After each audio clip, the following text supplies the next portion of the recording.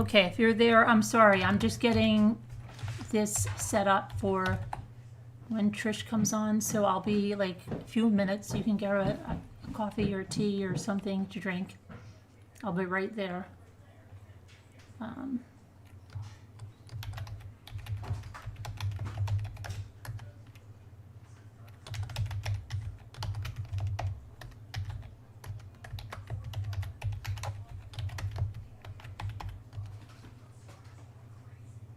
What else did I want to say?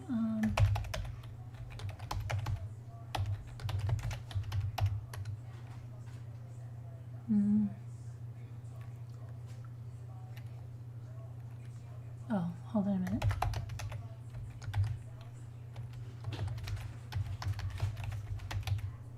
Okay. Now, I just have to go save that.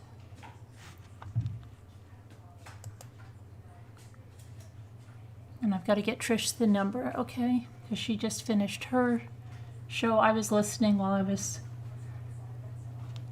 setting things up, but let me just get her that number. Trish, if you're listening, I'm getting you the number now. Okay.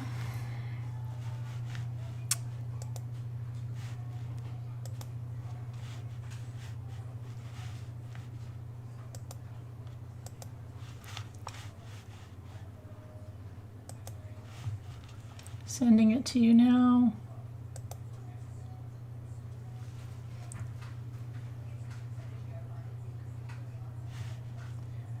I got my keyboard, so I can actually type normally now. I don't have to put a title like this is it, because those are the only letters that I can use. Okay, hang on. All right, Trish, trying to get set up here.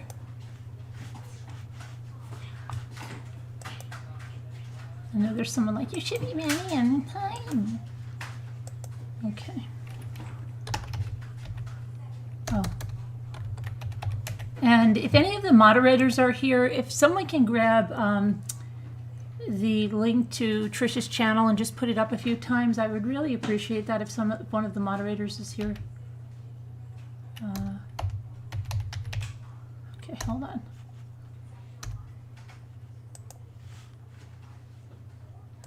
Okay, sent to you, Trish, and let me go see. Hey there. Okay, wow. All right, sorry about that. Jessica, Ivy, Lynn, Service Dog, Olive, Spoiled, Tina, Leah, Carol, Tamra, Mary, Mary Kim, Sharon, Do We Do Right, Alyssa, Flower Girl, Robin, I got spoiled, right? Tamra, Debbie, Aletha, Ivy, Lynn, Move 2, Danny, how are you? Newfie, hello. You're like number 8, okay. Kathy, Barbie, Pia. Where is it? P. It's P. P. Sorry. Surf Girl. Oh, you have sound now. Cheeseball, Sky, Grace, Elizabeth, Gigi, Carla, See Me, Tina, Sharon, Jimmy, what? Desi wants in. Okay. Shar, Chicano, Steph A, Denise, It's Bink, Michelle, Sunshine. Okay, let's see here. Video Chimp, I'm on early, yeah. DJ, she would be right along, yeah, it's okay. Alexis, I told her 12, so I am early for her. But I wanted to. Peggy K, Pencella, hey. Linda, the Bryan Clan, Avanette, True Crime Curator, how are you? Lindsay, Laura Lee. Who else did I miss? Judy with an I. Who's Love, Just a Bad Penny, Deb on the Move.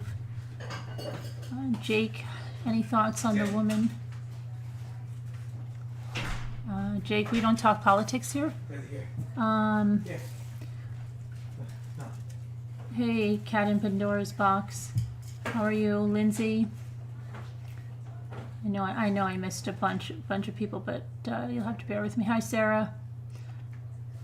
Okay. Fox, Dee Dee, Laughing Lori,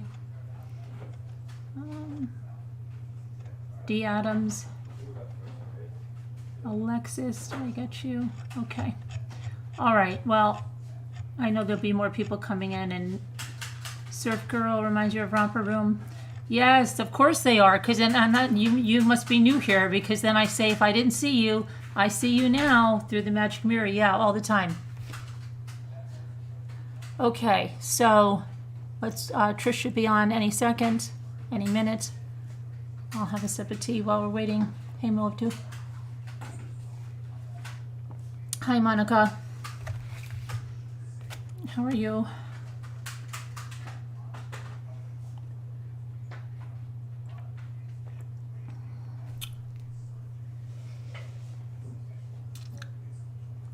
Did any, Sharon's here, right? Sharon's here. Let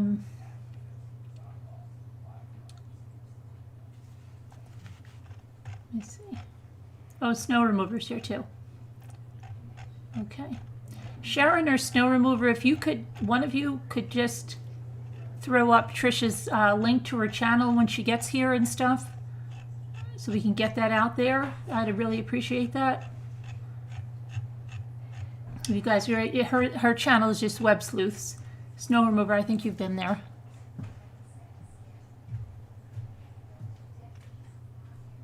Carolyn, do you know how to get my chat on the side? Oh, I think you either have to make your resolution smaller, or you can pop out. If you go to the top of your chat, you can pop it out. And if you pop it out, it'll come out, and you can like put it wherever you want. Thank you, Snow Remover. You got Biscoff because of... That's good, Tamara. Yeah, I just helped. Is that about the chat? You pop out the chat and see if it comes to the side then.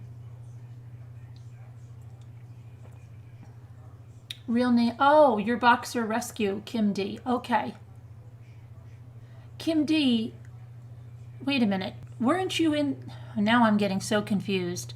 Are you the Kim that was in the other night? But then that Kim didn't say that they used to be Boxer Rescue. Or was it Kim A that was in the other night? I'm so confused with the Kims.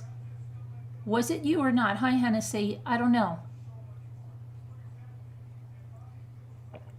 Hey, Silky Chicken. So we're just waiting for Trish. And she's not late or anything because I told her around 12. She said, can I come a little earlier? I said, well, I'll be on a little bit early if you... So, I don't think she's ever used Zoom, so I hope that you don't think it was you, so it was another Kim. Okay.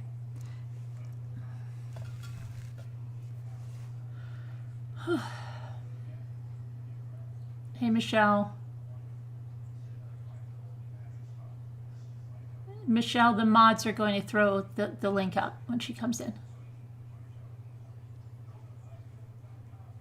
How's the turtle? The turtle's doing really well. He's very active. Hi, Bossy. Why do they call you Bossy? Or were you very bossy? I did get my new keyboard today. Isn't that amazing? True crime, Kelly, is the topic tonight, and we're having a guest that we're waiting for.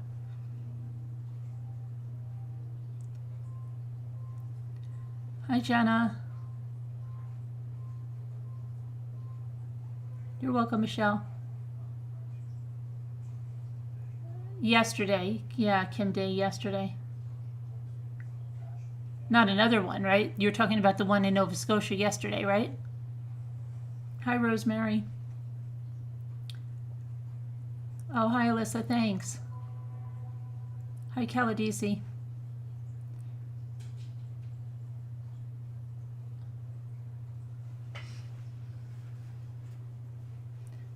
Okay, so I hope she can get onto Zoom, no problem.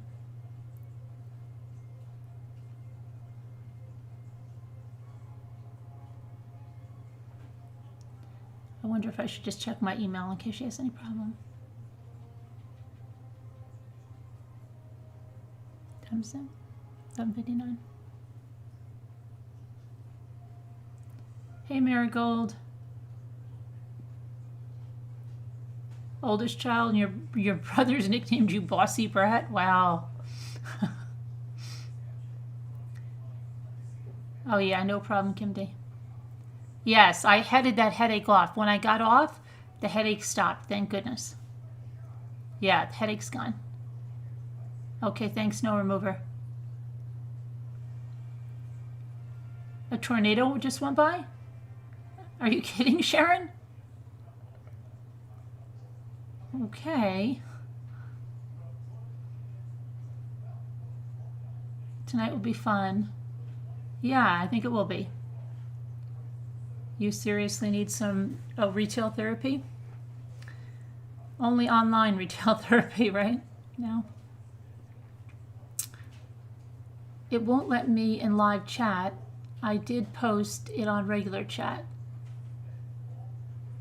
What do you mean, D? I don't get it. What are you posting? Are you trying to post a link? What is the regular chat? I'm confused. What's regular chat? You mean in the comments?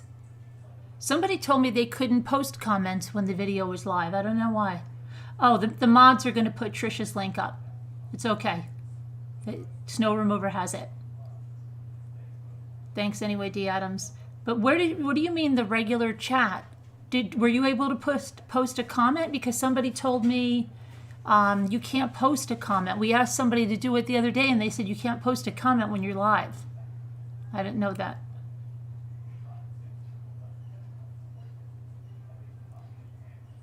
I'm with on that. Hi, Grace Stewart. Oh, thanks, Grace.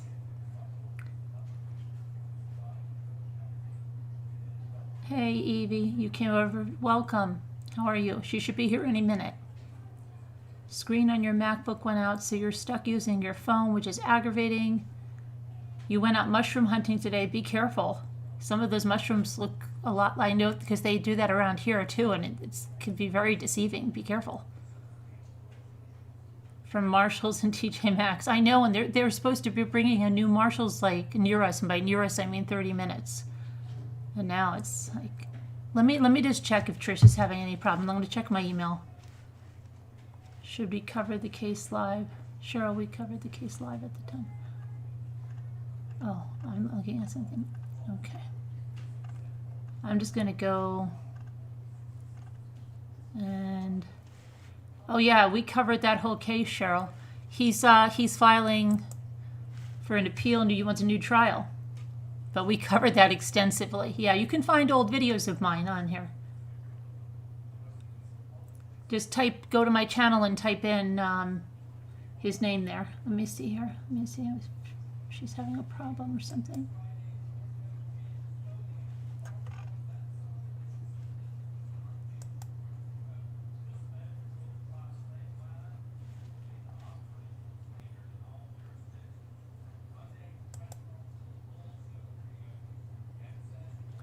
Oh, who's this? Let's see. Someone got their mug today. She was so happy. Oh. Oh, that's great. Spend my nights with Mommy Ramblings. I'm going to have to put them into something. Thank you, RL. Let's see. This is RL. Let's see. While we're waiting, I don't see anything from Trish, so I guess everything is fine. So we'll just wait. It's RL with her mug.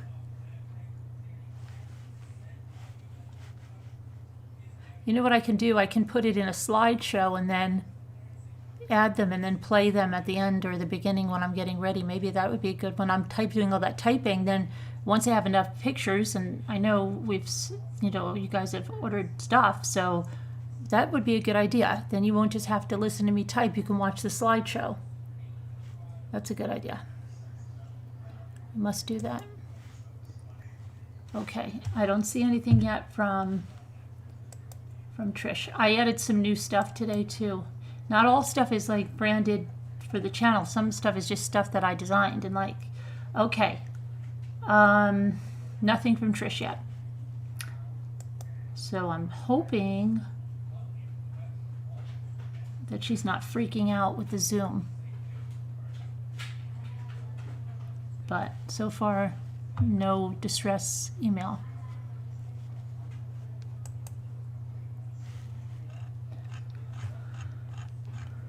I wonder if I should, I'll call her. If I don't hear from her in like 2 minutes, I'll call her.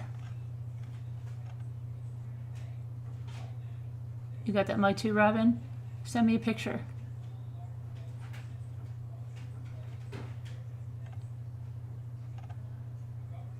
The movie with Clint Eastwood, the orphan girls poisoned him with mushrooms, an old movie.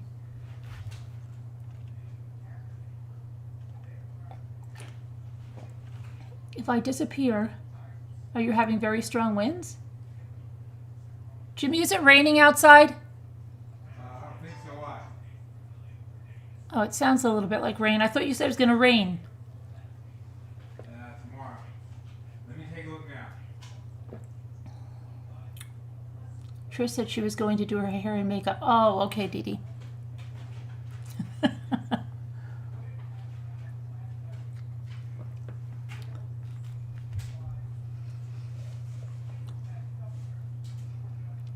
So, oh, if Lisa D comes on later, Lisa D sent me this and it came today. And we're supposed to open it together. I sent her a text. You thought it was a tornado? You can't wait for your mug? Okay, Judy.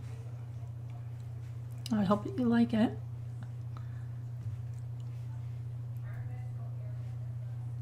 So what else is going on while we're waiting? There's no charges that I saw for Lori yet. Lori Vallow. I tried to look. Didn't see anything yet. Hi, Kathy from Texas. The bag looked cute. Maybe curling iron stuck in her hair. She just wants to get all gussied up. Where's Two Scooter?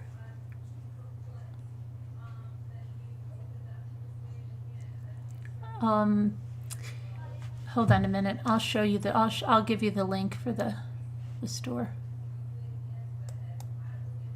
I've got so many tabs open. I should really close some tabs.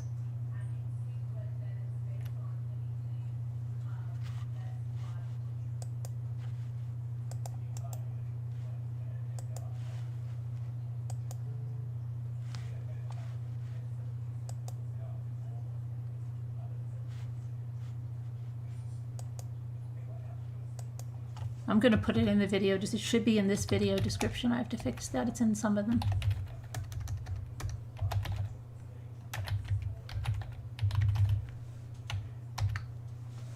Okay.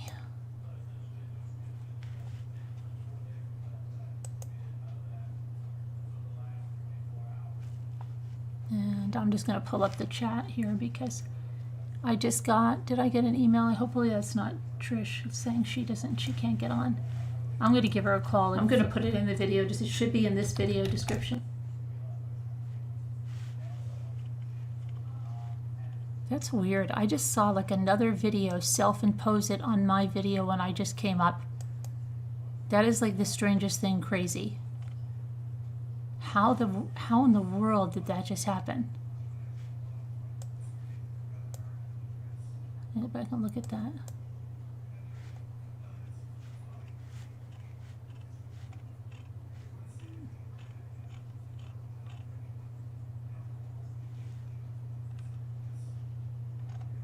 I think YouTube is glitching really bad because the video I saw was the... Okay. Hey there, is that you, Trish? Oh, I gotta let her in. Hold on. Hi, Trish. Uh-oh. What happened? Trish? Hey, there you are. Hi. Oh, we can't hear you. You might be on mute.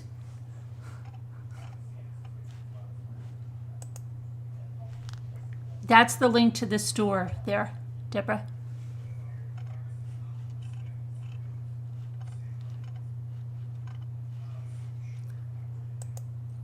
I think she has to put in her headphones.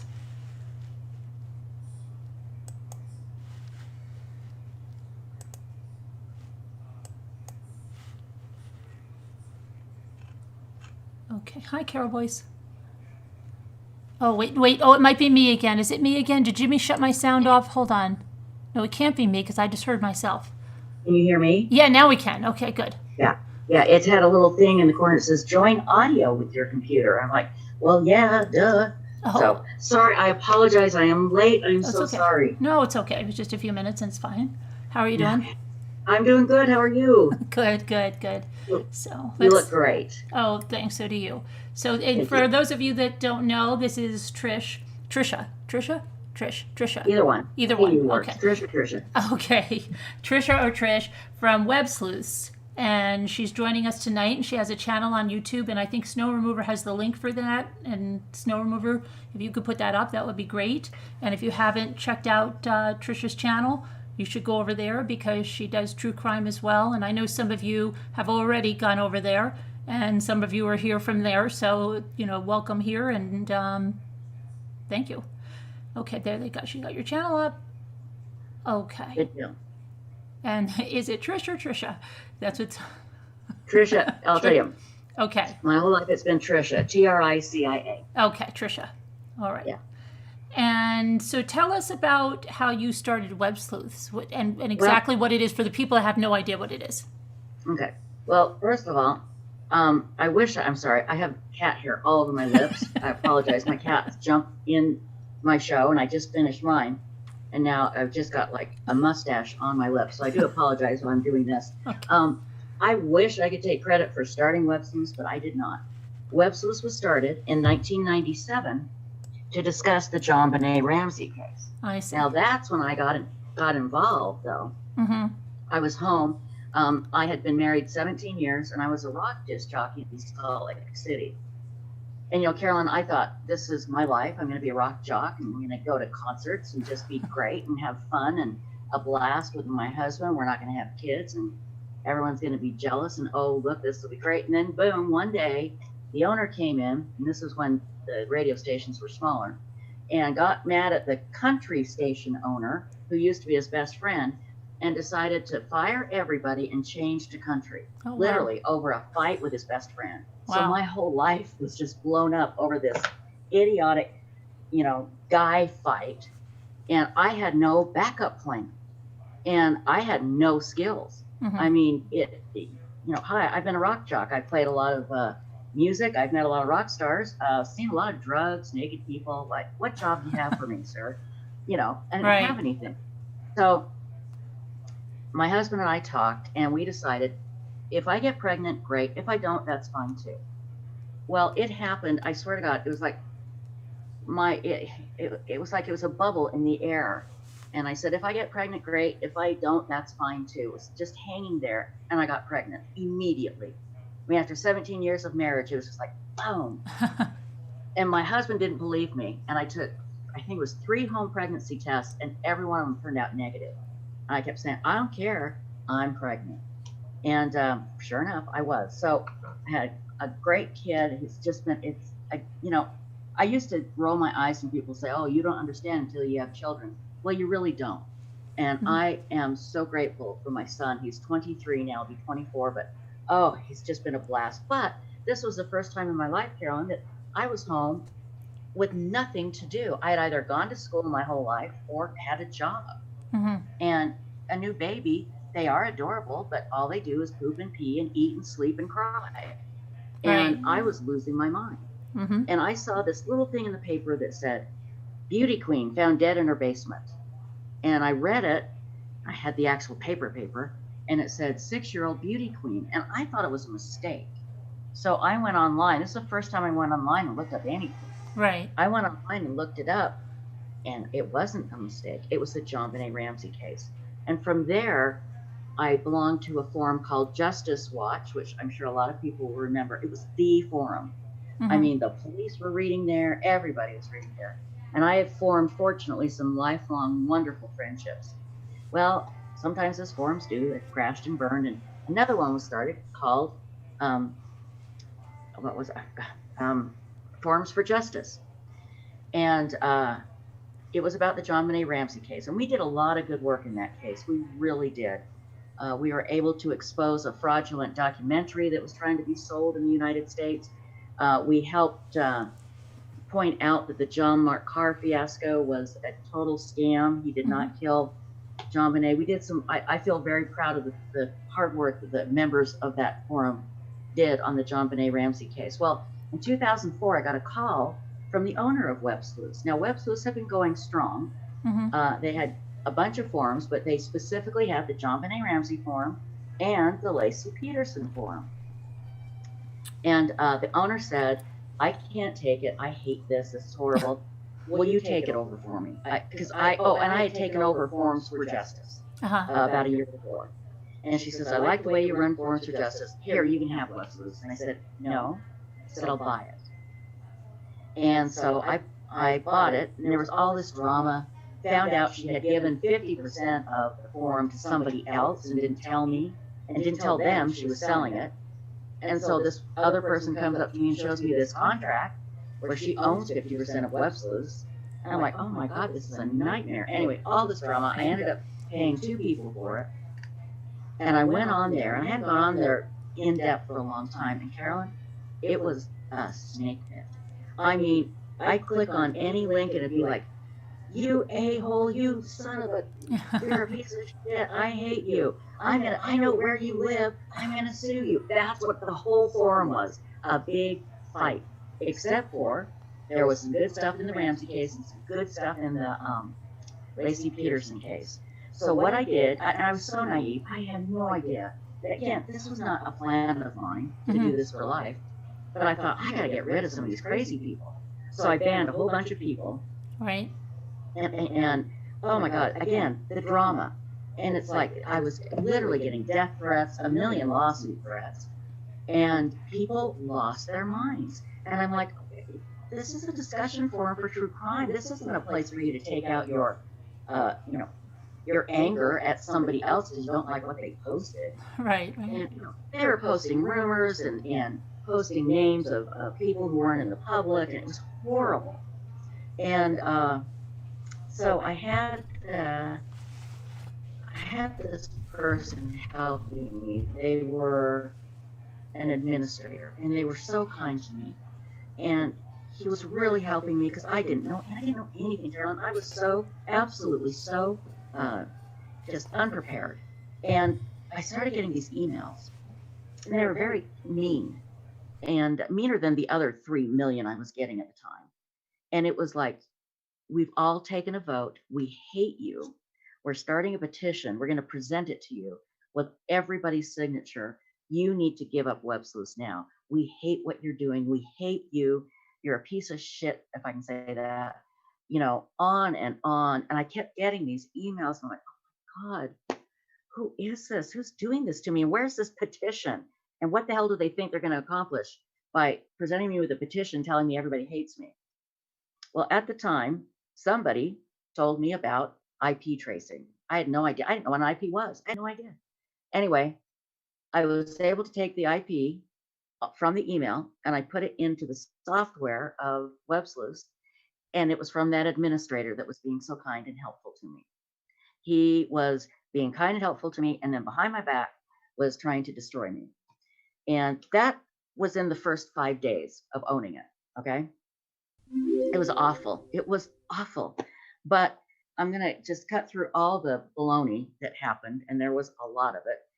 And because we had great moderators and we had great members that stuck with it, I kept banning big groups of people, and everybody was freaking out, and the website's going to fail. It kept getting better and better. And then we decided in 2006, I think it was, or 7, I can't remember the exact year, we decided to tighten the rules.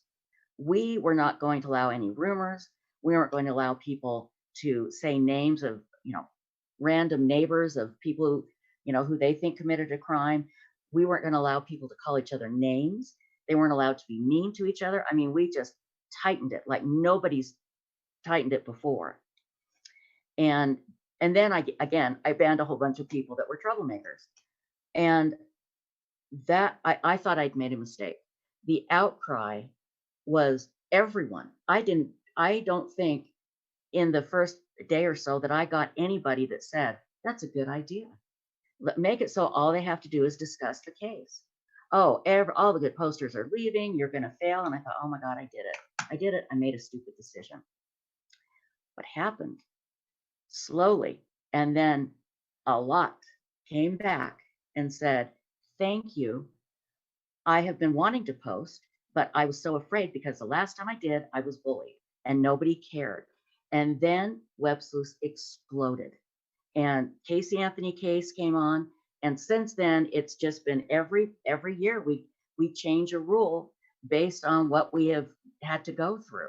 So that's basically, believe it or not, that is the really short story of how I came to own Web Sleuths and how it became what it is today. And I have to stress, without these wonderful moderators, Web Sleuths would not be here. I mean, they donate their time, and they're just, I can't say enough good about them. We've got such a great group right now. I love them, and they do so much good on Web Sleuths. And again, we wouldn't be here without the moderators.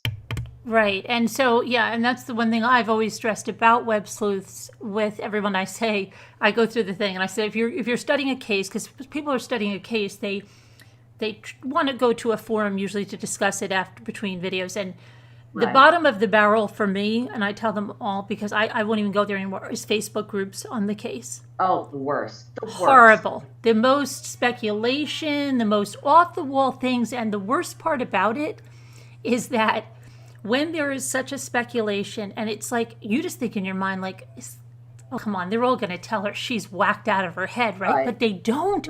They go, no, you could be right. I didn't. And I'm like, oh my gosh, these people, where are they coming from, right? So I'm just like, get out. And then they make up stuff when there's like a lull in a case. They make up stuff. So that's, to me, the bottom of the barrel. The next step up is Reddit, but that's horrible because it's like the Wild West there. Again, is probably like how Web Sleuths was before you pulled in the reins. And their rules are never consistent. Like they say, like some people are not supposed to be posting a video, but then it's only, like that pertains only to some people, whoever the moderators are friends with, so then it's like, and it's like, what the heck is going on here? Because one thing you post and they say no or this or that, and it's the different set of rules for someone else. And then there's a lot of speculation. There's a lot of people that post in cases like channels on YouTube that do a lot of conspiracy, and I don't have any time for that. So yes, I naturally gravitated towards Web Sleuths and have always promoted that because it's, there's really good people there that know the cases, and they're not there for speculation or like, off the wall theories, right? That are just exactly. And we want people to tell us their theories, but we always say their theories have to be based in reality. You don't need to suspend, the laws of physics to understand a theory that somebody has. And you can't just pull a name out of a hat and say, I think it was this guy because he looks like the guy. No. So we do want people to have their theories, but again, it has to be based on what we know, not on some random, crazy thought that went through their head because they had too much to drink the night before. I mean, that really, it just gets insane like that. And I know what you mean about Facebook. I can't even go to them. I can't even go to those groups anymore. I can't either. There's just so much speculation because nobody asks for a source. Like somebody will just come in and just say something. Where did you hear that from? I can't remember. Oh, wow. And then they're all running with it. And then you're going to see now that you have a channel, people will come to you when and they'll come to you with the off the wall stuff and say, well, where did you hear that from? I think someone said it on Facebook, but now like everybody pretty much knows in here because it's crazy, right? But they take it as fact. And I think what's harder is that some people want to believe these things rather than the facts. Mm-hmm. And those rumors, whatever you want to call them, they spread like wildfire. Where you can give someone the facts, like just this 955 miles that will not die on this car, Right. even though everyone's been told that that's not the case, and the affidavit Mm-hmm. clearly states it's 71 miles.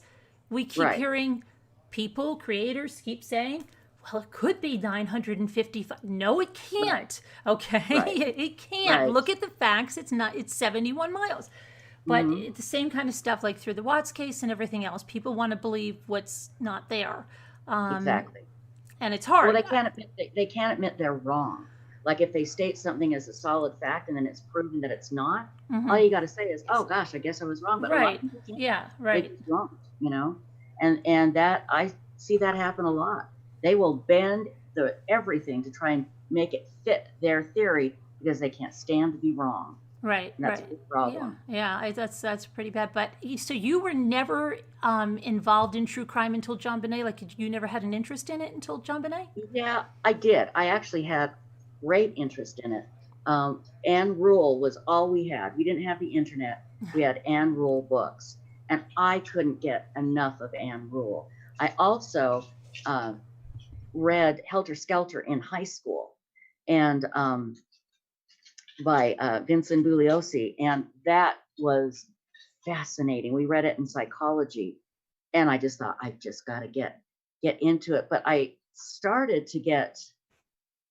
I remember the Manson case when it happened on TV, and it stuck with me. And so when I saw this book, I thought, wow, it never occurred to me that somebody would write a book about a crime, you know. And then I had that. This is one of the most bizarre things. I actually was approached by Ted Bundy, and it is sometimes hard to talk about because I get and I just got to ignore it. I get a lot of blowback. People say I'm lying, blah blah blah. All I can say is I'm not lying. People in my life know I'm not lying. I've been telling them what happened since it happened in 1974. But real quickly, I was Yeah. in a place called Tell that story because she's going to tell you a story about Ted Bundy where she met him in a store. So yeah. listen. Yeah. It Go was ahead. 1974 in the fall. I was 15. I had long brown hair parted in the middle. I weighed like 110 pounds. I thought I was fat, just smacked myself. And for the first time, I was going alone clothes shopping. I was 15. And my brother, he drove like this Gremlin, which I thought was the coolest car ever, which just shows what a dork I really was. And it was this place called Fashion Place Mall in Murray, Utah. And I walk into Sears, and Sears was a big store. And you walk into Sears, and then you'd walk into the mall. And I'm walking in, I'm just da da da. I got money in my pocket, and I'm all happy. And my brother dropped me off. I was going to call him, and I was ready to come home. And this guy comes up to me, really cute, clean cut, clean shaven, looked good. He was wearing brown khakis, and he starts walking along. He goes, "Hey, how you doing?" And he's smiling and charming. I'm like, "Oh my God, he's so cute." I'm like, "Great, how are you?" And he goes, he said, "I'm new in town and I'm so lost. Where's ZCMI?"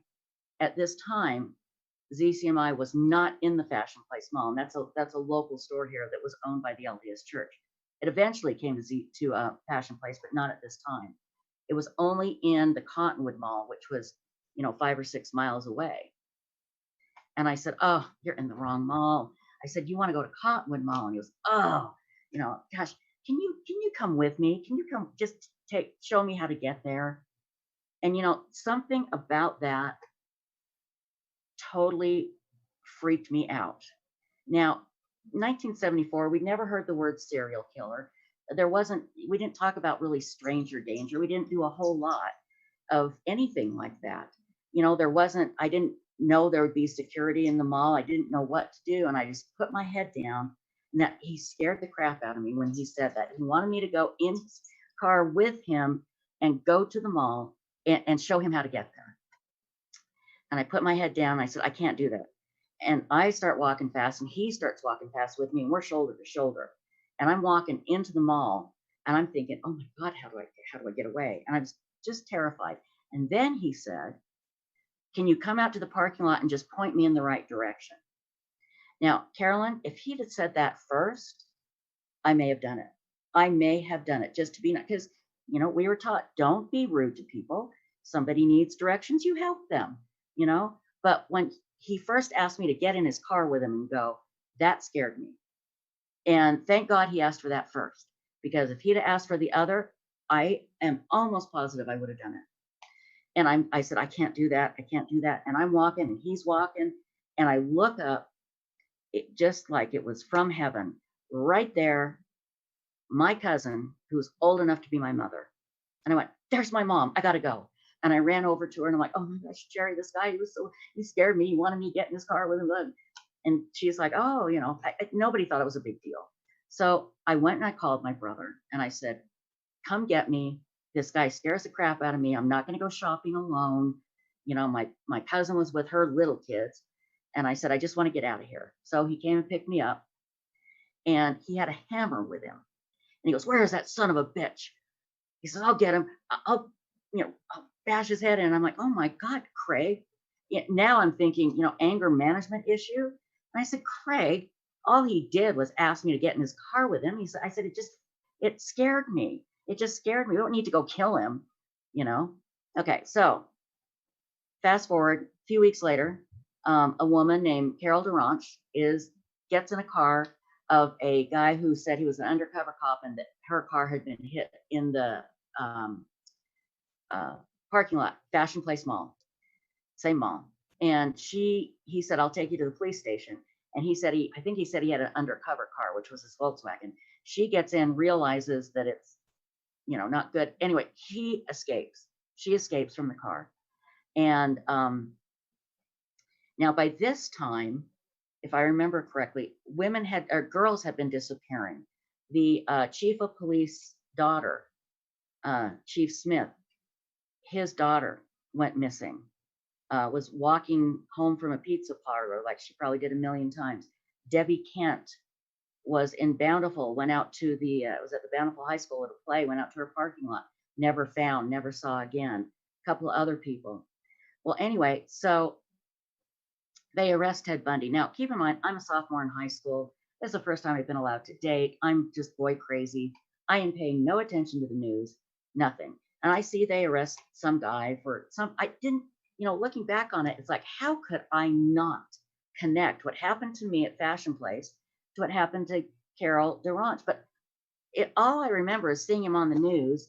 They arrested some guy for trying to kidnap a girl. And when they arrested him, he was scruffy and his hair was messy. It never even looked like the same guy. I didn't think a thing of it. Well, there's the stories. They convicted him here. He was sent to Boulder. He escaped. They got him back. He escaped again. Anyway, they finally caught him in Florida after he'd killed again. And it was a few years later.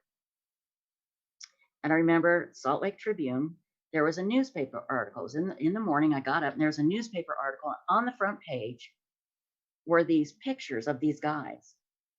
And I went, oh my God, that's the guy. That's the guy. I was telling my brother, that's the guy at Fashion Place I was telling you about. I said, that's the guy that approached me. And then I looked at the headline, and it was something like The 7 Faces of Ted Bundy. And I said, oh my God. And then I put it together. I saw the dates of when Carol Durant was kidnapped. It was a few weeks before this happened to me. It was him. And he did that purposely.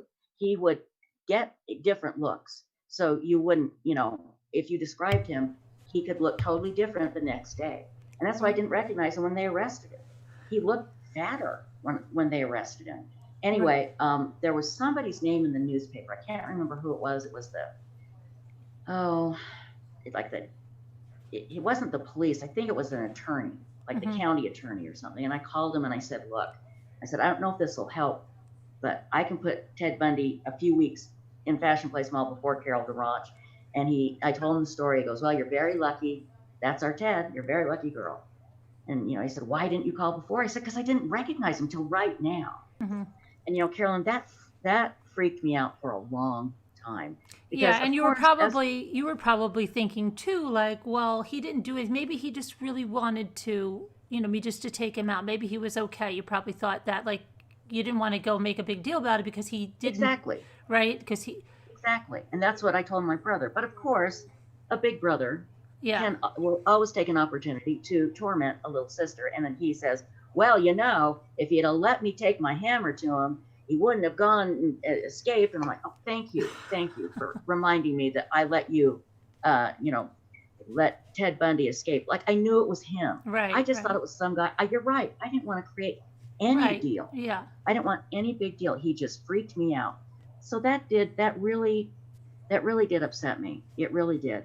And I didn't tell anybody that other than my brother for a long time. And then, I started talking about it, and that helped. It's weird, but I felt so guilty that I didn't let my brother just go beat the living crap out of him like right, he right, wanted to, yeah. Because you you think you know? could have stopped something, right? If you, Yeah, exactly. I right, mean, if I had it do over again, I'd let him. But my first thought was, oh, my brother's going to get arrested, and he would have too. He would have taken a hammer and just found him, and the only thing I could think of was him getting in trouble.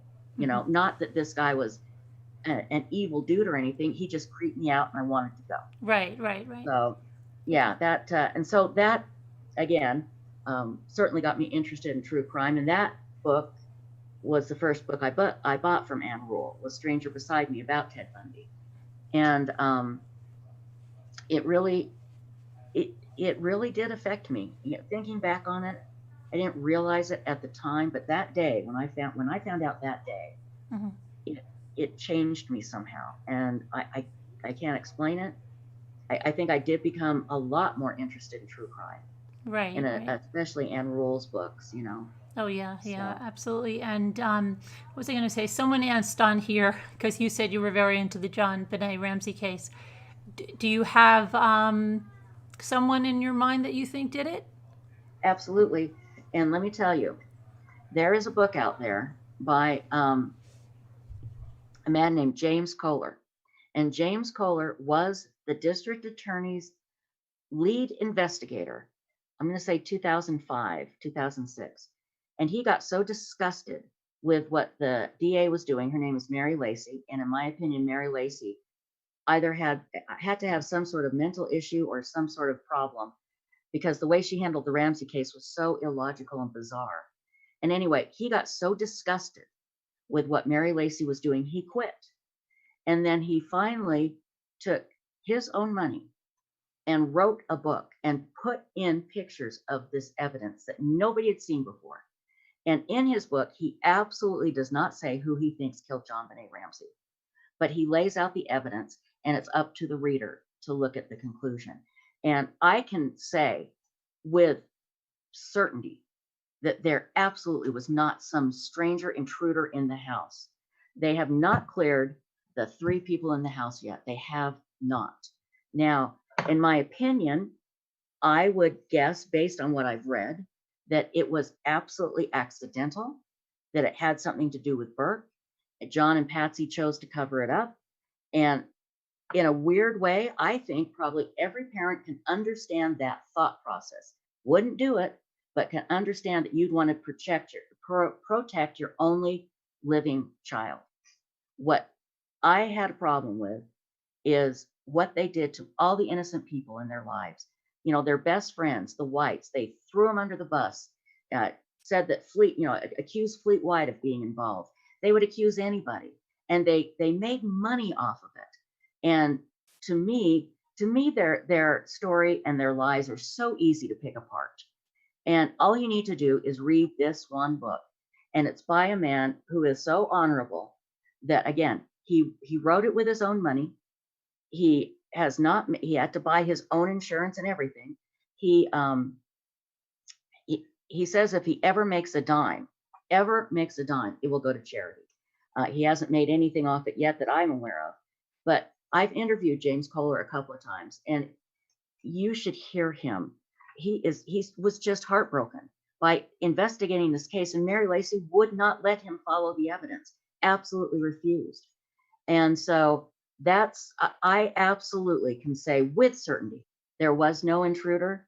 What I can't say with certainty is exactly what happened, but that is a theory of mine based on what I've seen, and that is my opinion. But did you find Patsy's? I know everybody handles grief differently, but did you find Patsy did not seem that upset over like everything? I mean, she could have been on a lot of medication, but it just seems like her whole life was wrapped up into bringing her to pageants, and this little girl was her whole life. And then to me, the reaction didn't, match losing your daughter that you were so, bonded with and invested in everything with. It just, that's one thing that I didn't really get. And I see what you're saying, and you're right. It is very odd.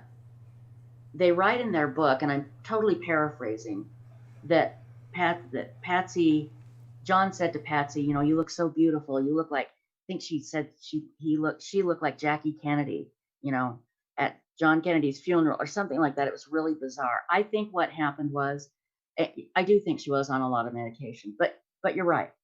She did not grieve like you would think a parent would grieve at all. And everybody will say everyone grieves differently. That's true. But here's the thing. I think what happened was she was so wrapped up in protecting her family. That's what she could focus on. She tried to show some grief, but remember, Patsy was brought up in the South. And in the South, you don't discuss your problems. You don't, everything is beautiful and fine and you're polite and it's always pretty things and there's never a problem. And I don't think she knew how to even begin to process what had happened. And I think that's why we didn't see the grief. I think, I'm sure a psychologist could have a heyday with Patsy Ramsey. But I do believe that she was so wrapped up in what was going on. And remember, they got a lot of publicity. I mean, they were stars there for a while. And John ran for public office, and she was so excited because, she thought she was going to be a politician's wife, and he lost, thank goodness. But yeah, it was very odd. I just think she was, again, just totally drugged out at the beginning, and who can blame her? And I just think she was just processing everything about protecting the family and keeping the story straight and making sure that her family looked okay. That's where her focus was. And she didn't allow herself to show what you would think normal people would show in a situation like this. Okay, and somebody said, did you see the interview with Dr. Phil with Burke, and what did you think of that? Whoever decided that interview was a good idea should be fired, because that was the worst possible idea ever. Now, it did coincide, I think, with a book released by John, if I remember correctly. Please forgive me if I'm getting that wrong. But remember, Dr. Phil actually had to make an extra episode in between the two interviews because Burke was so weird. And I think they thought he would come off as normal. He didn't. He came off as just bizarre. But I want one thing. I want everybody to look at one thing. Forget about Burke for a moment, okay? And I wish we could find the whole interview, both interviews on YouTube just together. They're in bits and pieces, but it's out there.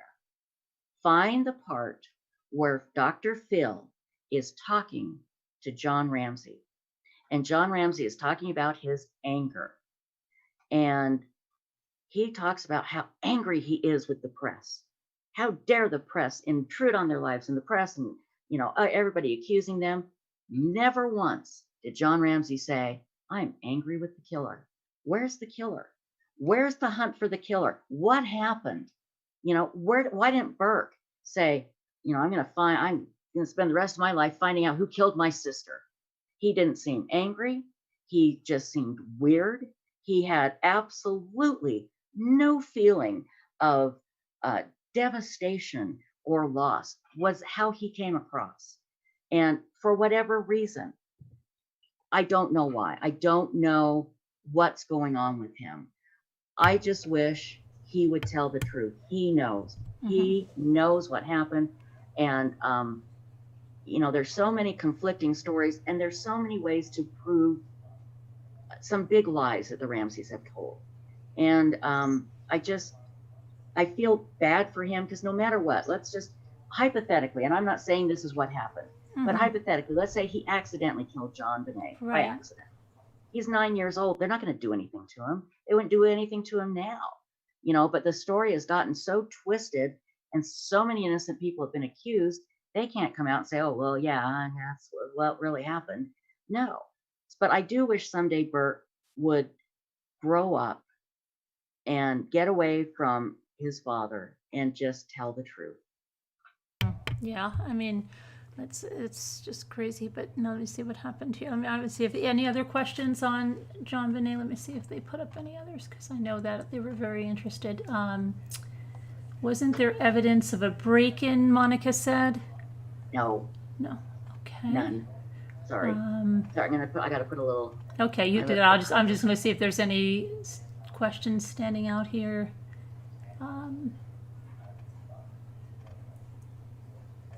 JonBenet. If you read the ransom letter, it was embarrassing at the amateur hour.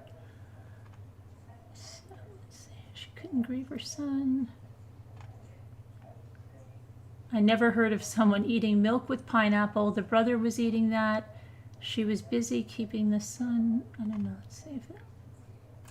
Did you guys have any other questions about JonBenet? I know that you probably typed some up in the chat. Let me see. What about the semen? Jessica said. There was no semen. There was none. Okay. Well, there was a blanket that was found. Right. But it had, it wasn't, there was no semen connected to the case. There was no semen on JonBenet Ramsey. There may have been semen, and I'd have to take a look at my notes, on a blanket. And it was somebody related to the Ramseys, but it had nothing to do with the case. It wasn't like no, there was no semen in connection with the JonBenet Ramsey case, none. And Monica said, was she sexually assaulted? She was. They believe she was sexually abused, and they say and there's arguments on this as well, that there was old scarring from sexual abuse. I don't know. There's just some really, really weird things. And again, I have to get James Kohler's book out. I don't want to speak out of turn, but there were books there about, and I think it was at Patsy's parents, they had books about, when a brother does something to a little sister. It's just some bizarre stuff. Mm-hmm. But yeah, there are people out there that will read the autopsy report and say she absolutely was sexually abused before this happened that night, and she was sexually abused digitally that night, according to what I read. Okay. So anybody else have any other questions about, well, D. Adams, you'll hear the echo when I take my microphone off mute. So there's a little echo that there's nothing that you can do about it. You can hear it. I put it on mute when Tricia's talking a lot, so you'll be good with that. Does anybody else have any questions before we talk about something else? Now's your time to ask any question you want about JonBenet. Is that the is that a case that you had the most passion about? Like, yes, the JonBenet Ramsey. By far. Yeah. By far. Now, not today, although I'm still very passionate about it, but that's the case that took me from Justice Watch to Forums for Justice to Web Sleuths. It was that case did it. See, I need to blow my nose. I'm just going to step out of here. Go ahead. So yeah, I'll look if there's any questions, and that'll give them time to come in. You have any questions about the JonBenet Ramsey case? Put them up now.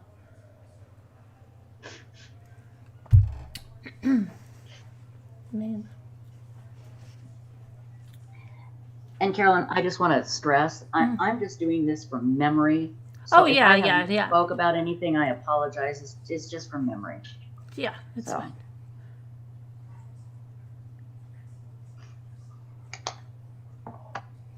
The 911 call when Patsy kept talking, Mocha said.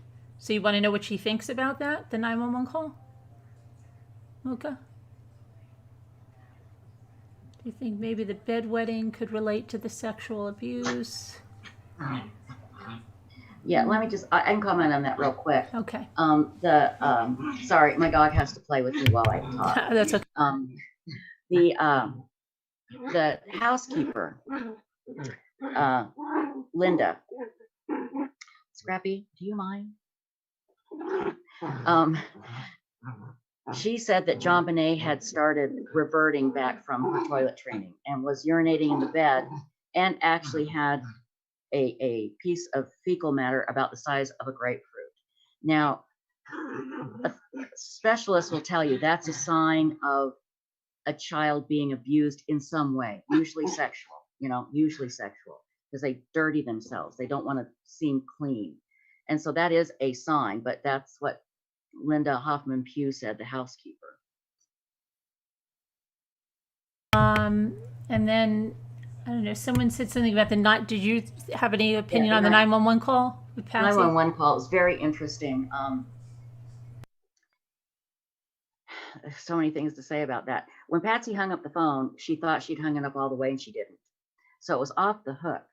And you can hear her saying, "Help me, Jesus, help me, Jesus, help me, Jesus." Now, it was enhanced.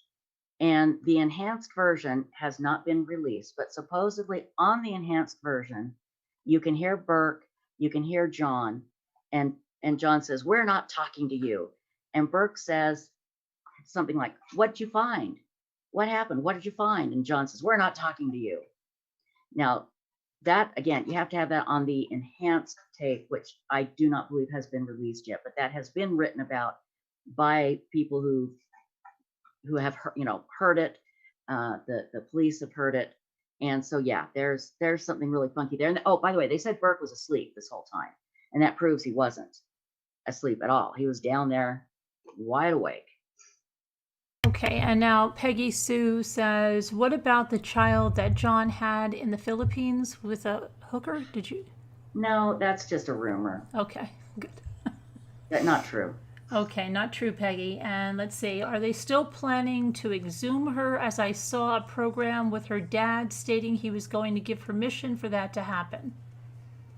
I will be shocked if that ever happens, because here's the thing. Barbara Walters asked them early on, you say 2000 or so, when she interviewed him, and there were questions about these stun gun marks, which there are no stun gun marks, none. But there was one detective who was just determined to help the Ramseys. He was very close to them because he prayed with them, and they were close because of Jesus brought them together.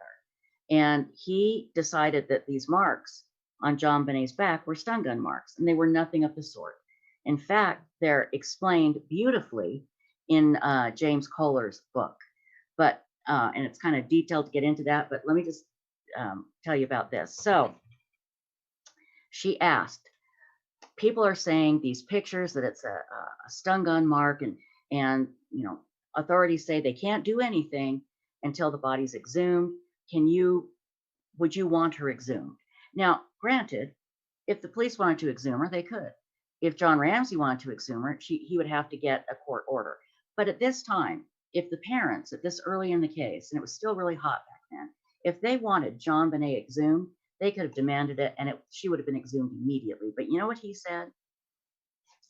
He said, and Barbara Walters doing a good job. She's saying, if you exhume her, you can look at these marks and have somebody look at them and determine for certain if they're stun gun or not. And he goes, no, let her rest.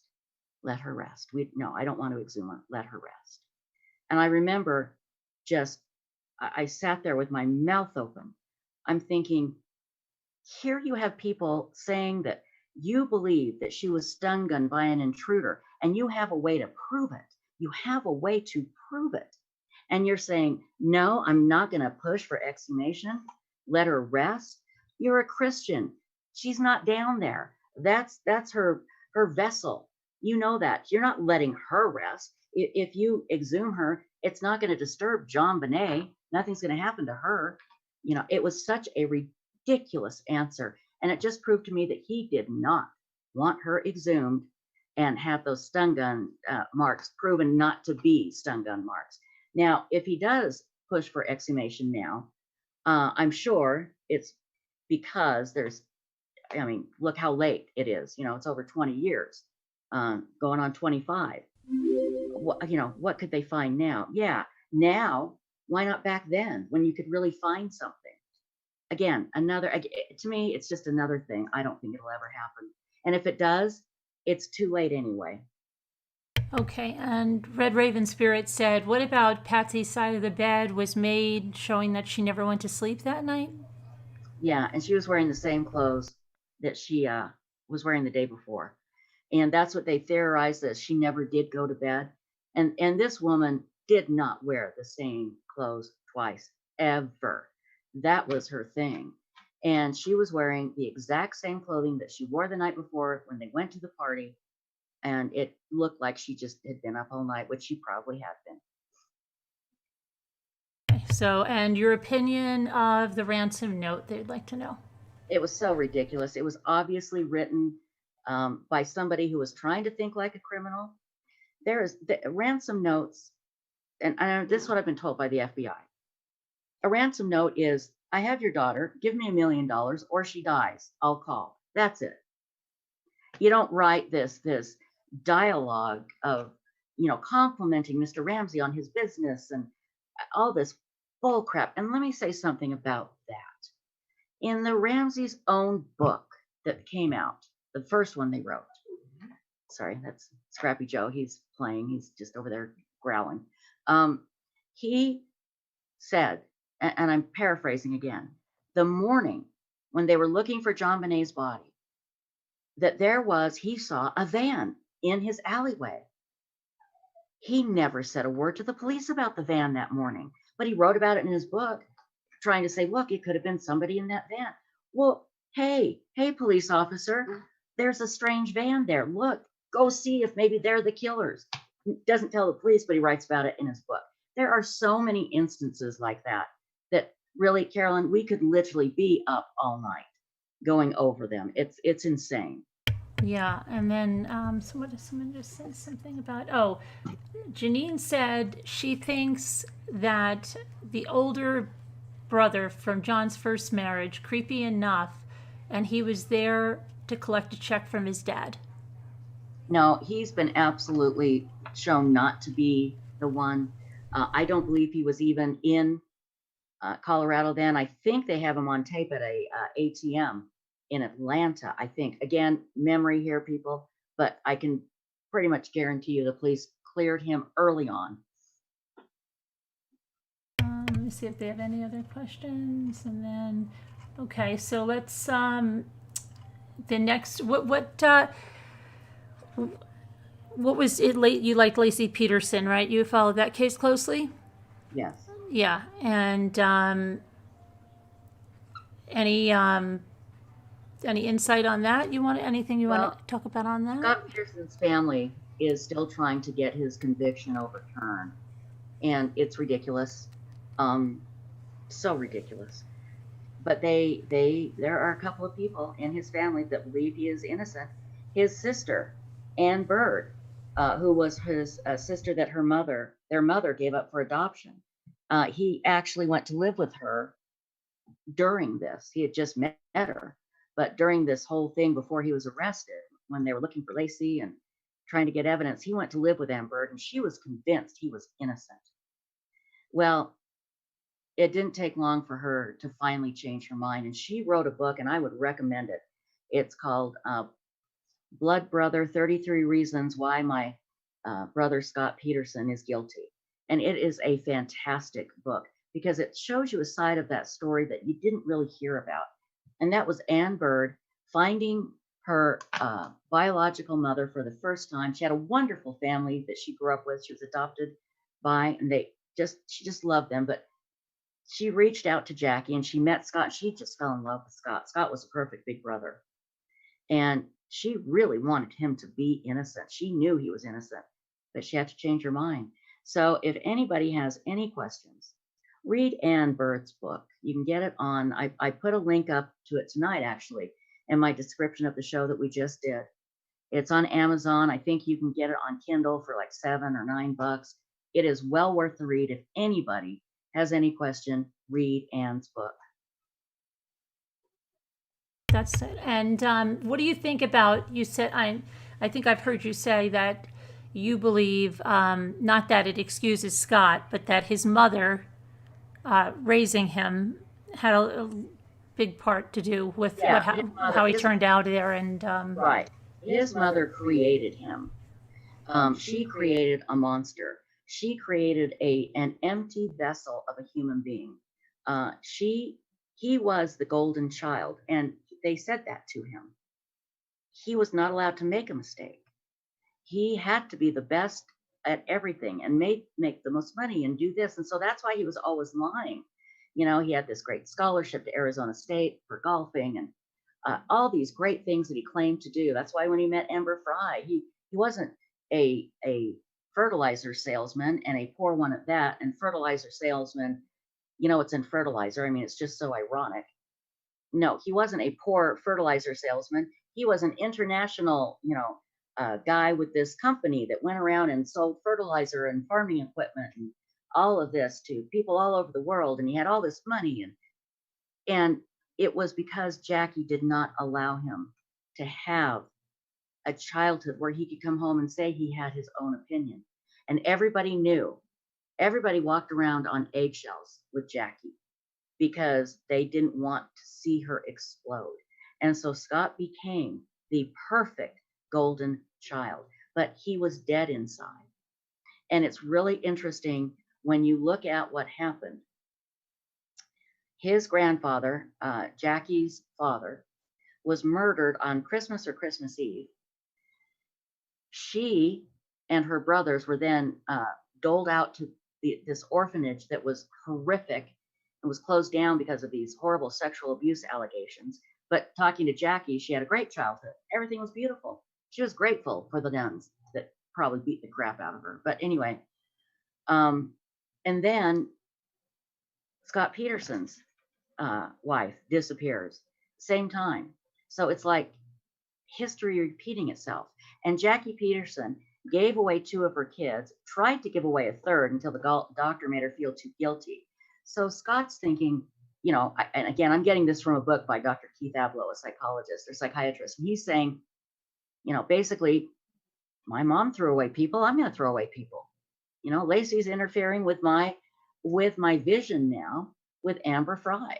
He never wanted to be this dad that worked hard and came home to kids. And here Laci was saying, we need a bigger house. Well, they couldn't even make it with what he was making. And she wanted more kids. That was the last thing he wanted. He didn't want kids. Kids to him represent, just being tied down. You throw kids away. It's what you do. And so he had no problem killing Laci. But what he had a problem with was trying to show that he cared about her and that he cared that she was missing. He couldn't do that because he didn't understand it. In his mind, he didn't have I'm any. sure He didn't have empathy. He didn't even know what. To have real feelings. They have to think about, what am I supposed to be feeling? Like Chris Watts had to look it up on the computer. How do you feel when someone tells you they love you? He had to look it up. He didn't know. No idea. It's crazy to comprehend that. Yes, it is. And he thought, I'm sure he thought, well, Sharon will be upset for a few days, Laci's mom, and they'll look for her, but it'll be over. He had no idea. It never occurred to him that Laci's picture, smiling, 8 months pregnant, that would capture the nation, and everybody wanted to help. That threw him for a loop, and he tried to act. He reminds me of, like, if you tried to program a computer to have feelings, the computer wouldn't know it was acting weird. It was just trying to act like it was programmed. He tried to fake it, and he couldn't do it. Just couldn't do it. See, now I have an interesting question for you, because you're probably much deeper into my mother used to be into the Peterson case like crazy, okay? But at that time I had little babies, so I wasn't into it as much as much more than me. But I was in the Watts case in and out, right? So right. The reason I feel Chris would not, people say, why didn't he just get a divorce, right? With Chris Watts, it was very important to have people tell him he was a good person.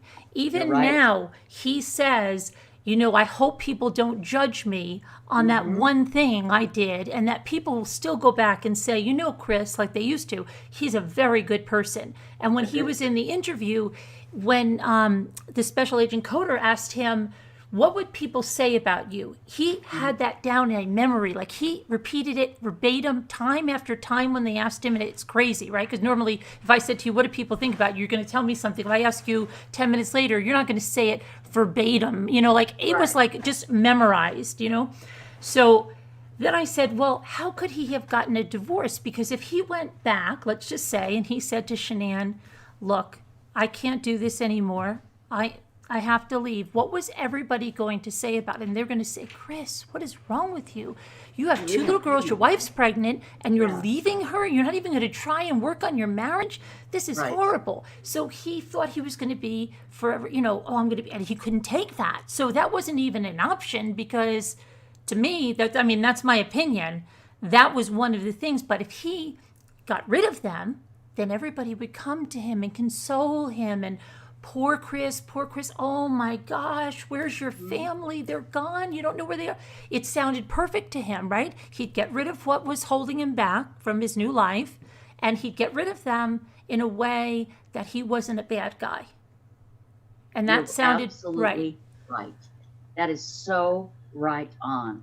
And especially, you know, when you look at Chris's mother, who just couldn't, it seemed like she couldn't bring herself to think that her son would do this. No, she was even saying to him, like, the second day they were missing, that, oh, that Shanann, she's just doing this for attention. Don't worry about it. They're fine. She's doing this for attention. And they were like, you know, her car is still there. She's doing it for attention. You know, she was not worried at all, right? They did not like her. No. Chris's family did not like her, and it was her fault. And I wonder if they still feel that way today. I wonder if they think, well, she drove him to it. I think 100%. I think they do. Yeah, 100%. I think they do. The mother said it in that letter. She said, had it not been for Shanann, because Chris was perfect before that in this letter that she wrote, and you know, it was that she was the turning point, Shanann. Not her son. You know, her son has he was so influenced by Shanann that's what happened. And it's terrible. But I was going to ask you, do you feel, like, why didn't Scott get a divorce? Exact same reason. Same reason? Exact same reason. If he had to do that, then he would have to explain why he was leaving his 8-month pregnant wife. He would have to answer to his mother, because his mother would say, that's going to look terrible, Scott. You're going to look like a bad person. You know, even though he could convince his mother that Laci was a horrible person, I'm sure, but that's it. It was all about looks. And you're right. I'm telling you, it's the exact same thing. Scott Peterson got rid of him. He thought, now I'm a widow. Boy, that's going to really jack up my resume. I'm a widow. You know, my wife was pregnant, and the women are going to come flocking. And it was a great plan, but he wasn't a human being. He wasn't able to carry it out normally. And it is the same thing with Chris Watts. I mean, look at the progression of how they got him to confess. And I'm telling you, those cops were amazing. And the woman that gave him the polygraph test, wow, she did a great job. She really did. I mean, at first he said, well, yeah, Shanann killed the babies, and so I killed Shanann. You know, okay, great. Now he's thinking, okay, that's a good story because everyone will understand that. Then I won't be a bad guy. Well, and I'm not sure why he didn't try and stick with that story. Yeah, I know. And then he said, well, the only thing I did wrong when he said that is I didn't call 911. You know, and he tried to clean up, you know, because like they said, why wouldn't you have called 911, right? If this really happened. And that was his only mistake. And not that he killed her, but that he didn't call 911 first. Yeah. It's like, whatever. But, you know, I found it so compelling when those two detectives went to talk to him. It was on the Oxygen Network, that special. They were not ready for what he was going to tell them. You know, that's when they first learned, I think, correct me if I'm wrong, because this is a case you would know a lot better than me. But he admitted that the girls were alive when he took them with their mother's body. No, he admitted that only in the February 18th confession. Right, that's what I'm talking about. That's what I'm talking about. Oh, that, okay, yes, yes, absolutely. Yeah. That's what I'm talking about. And they weren't ready for that. I don't think they thought that's what happened. And I worry about those two officers. I've heard the guy is retired. I don't know if that's true or not. Yes, we actually read part of his blog post. He has a blog, Baumhover, because he has PTSD from this. Right. Yeah. Right. And the recovery. I think what really sealed the deal for him was the recovery at the serving 319 was so horrific. He can never. I mean, if you read some, I mean, you could read some of the description. He said it's never, what is out there is not even like this much of what really was the case. It was horrific. I like I said, I worry about him. I can't even remember his name, but I just think both of them, and anybody that was at the recovery site that day, I'm sure is going through the same thing. Oh yeah, and that's one thing Tammy, the female, the detective, said to Chris. She said something about people being at this. Oh no, Chris said when he was, I'm really sorry about everyone that had to see that, everyone that had to be there. And she said, we were there, Chris, and it was horrific. And the three of them. And he says, oh, you were? And she said, yes.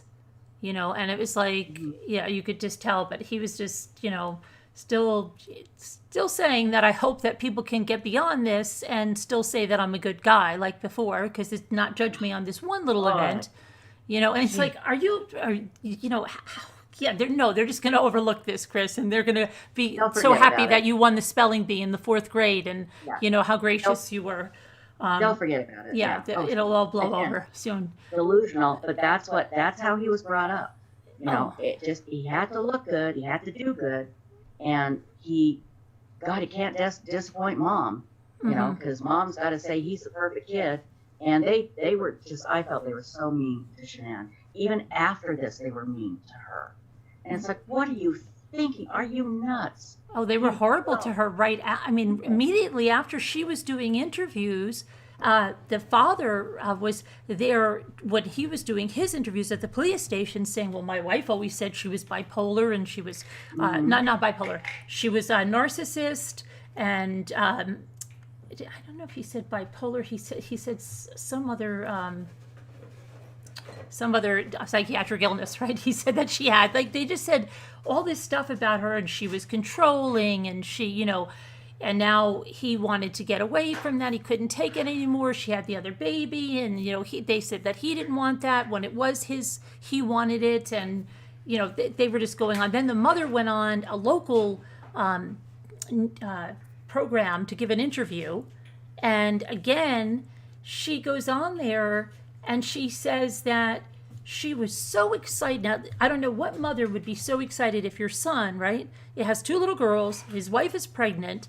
And what is the first thought if he says, Mom, I'm thinking of leaving my wife at this point? When you say, well, you're going to work it out. Maybe you can work it out, right? Your first thing would be, you have a son, right? Would it be to call your son's best friend and say, hey, you know what? He's going to leave her. He finally saw the light. It's like, what mother does? Like, she was in competition with his wife, and she's been trying to poison his mind all this time, and now he's finally listening, and she's got like this giddy high from it, and now she's going to call his best friend and say, I won. And it was so, I can't even believe she did an interview like that, and the people in her life that allowed her, to think that was a good idea, that's even the worst part, right? Exactly. So, it was just nutty. And then that wasn't the end of it. Then her and Ronnie had to go on another interview with a Colorado channel and really continue to slander her. And then the Rusaks finally made a statement with their attorney, just saying this is nothing but lies, and we're not going to allow our daughter's name to be slandered like this. But they were just horrible. Instead of just saying, either say nothing, right, or apologize. But the worst part of it for me is they fought to have a victim's impact statement. Yes, they did. That's right. But she was a liar. She had the attorney read something, and then she got up there, and I don't know, like I said, Sandra Rusak had so much composure, because if it would have been me, I'd have lost my mind. I would have come up there and I would have knocked her right down and tell her, this is not about your son. She's going into her son and how he was born. Hey, he's not the victim. You said you were going to do this for your grandchildren. Well, that's it. That was her reason. And the judge should have taken her right down. He should have, she should have stopped that and squashed it right there. And I don't know. I mean, I just don't know how Sandra Rusak sat there, because I would have gone out in cuffs. I know I would have, but I would have taken her right down. It's just. It was awful that the judge let her continue on, because I thought the attorney was going to read the whole thing, and then she took it and I went, oh no, here we go. And that was the whole reason she wanted to get up there. Right. She didn't disappoint. She did now. Did they not warn her? You better not say anything bad about Shanann, or that was like the rule that they made her follow, right? Or no? Yeah, it seemed like that, but then the way she gushed over Chris and talking about the day he was born, I mean, this is a man that just, even the judge said is the most horrific case he's seen, in his lifetime there. And she's still talking, that's not your place. That he's not the victim. He's the perpetrator. He did this, and you're sitting there and you're gushing over him. I'm so upset that the judge did not just say, whoa, that's enough. I mean. We're done. Yeah. And the thing is, that is a perfect window into her personality. And when you look at that and then you look at Chris, I don't think there's a person that doesn't go, I get it. I get why he thought now that this was okay to do. His mom would probably have backed him if he admitted to her, look, I killed him, but I had to. Or he probably would have said, I killed Shanann because she killed the kids. His mom probably would have backed him. I think his mother would have backed him if he said, look, I killed her because I couldn't take her anymore. She was so controlling, and I'm tired of her. I hate her. The mother would have been like, oh, yeah, she could drive anybody there, Exactly. Yeah. Exactly. She would have just backed him right up. And if mom would have given her seal of approval to Shanann, this would not have happened, I believe. But they were so awful to her. And I can only imagine those phone calls where Chris had to listen to his mother, I'm sure that just fed into his rage. And keep mommy happy, and he wants another life. So, hey, kill two birds with one stone. We get rid of them all. And then everybody's happy. Yeah, and then everybody's going to come to him and bring him casseroles, and I'm so sorry, I don't know where they went, and then the mother can vilify her as much as you want. See, she left, there's no trace of her. That's how he thought it was going to work out. Exactly. And I'm sure he was going to go back that night, and I think he was going to take her car, the car seats, her purse, everything, and it was going to go off a cliff somewhere. But he didn't get the chance. Yeah. If it hadn't been for Shanann's girlfriend, Nicole. Right. He might have gotten away with it. And thank God for her. Right. She knew. She had just dropped Nicole off the night before. And they were supposed to get together. I can't remember what for. But her car was there. They found her cell phone there. Mm-hmm. She's the one who called the police. And that's when Chris came rushing home. Right. His whole plan was blown up. And boy, when you hear that, you just want to give Nicole a hug and say, good job. Every woman needs a friend like you. Yeah, absolutely. Yes, absolutely. And, just like the whole nut thing, like she never believed anything. Shanann said, the kids didn't have allergies. She was going to be testing it with nuts and stuff. It's just, she just never believed anything, and everything was, just crazy. And I think there was so much jealousy between the daughter and Shanann, and that even after Shanann died, she had two friends come on and have a podcast about this nut incident, and they made sure that they announced 10 times that Jamie was so much more beautiful than Shanann, and that was what had to get across, because they didn't want anybody to think. They had to say she stopped traffic, and I'm like, are you people nuts? We can see pictures, okay? You could tell us she's stopping traffic, but she's not. Jamie is Chris's sister. Yes. And Jamie felt the same way as mom. Oh, yeah. Absolutely. And I heard about that podcast, and I thought that was the oddest thing. They had to make sure that everybody knew they felt Jamie was better looking. I know, it was ridiculous. Like, what Yeah. is the point? I mean, it's crazy. And they had to get on, and then they even took another bash at Sandy because they said that, there were some grammar errors in her statement to the police, and they were going to go over them in the next podcast and rip it apart. And that's when they Grammar got errors? Yes, they were going to take her statement to the police and they were going to rip it Oh, my apart. God. Can you believe this? And then the reason they didn't do that is because there was so much backlash for what they did on the Nutgate thing that they said, that's it, we're not going to do that, because it was so Good. much backlash. I mean, it was crazy.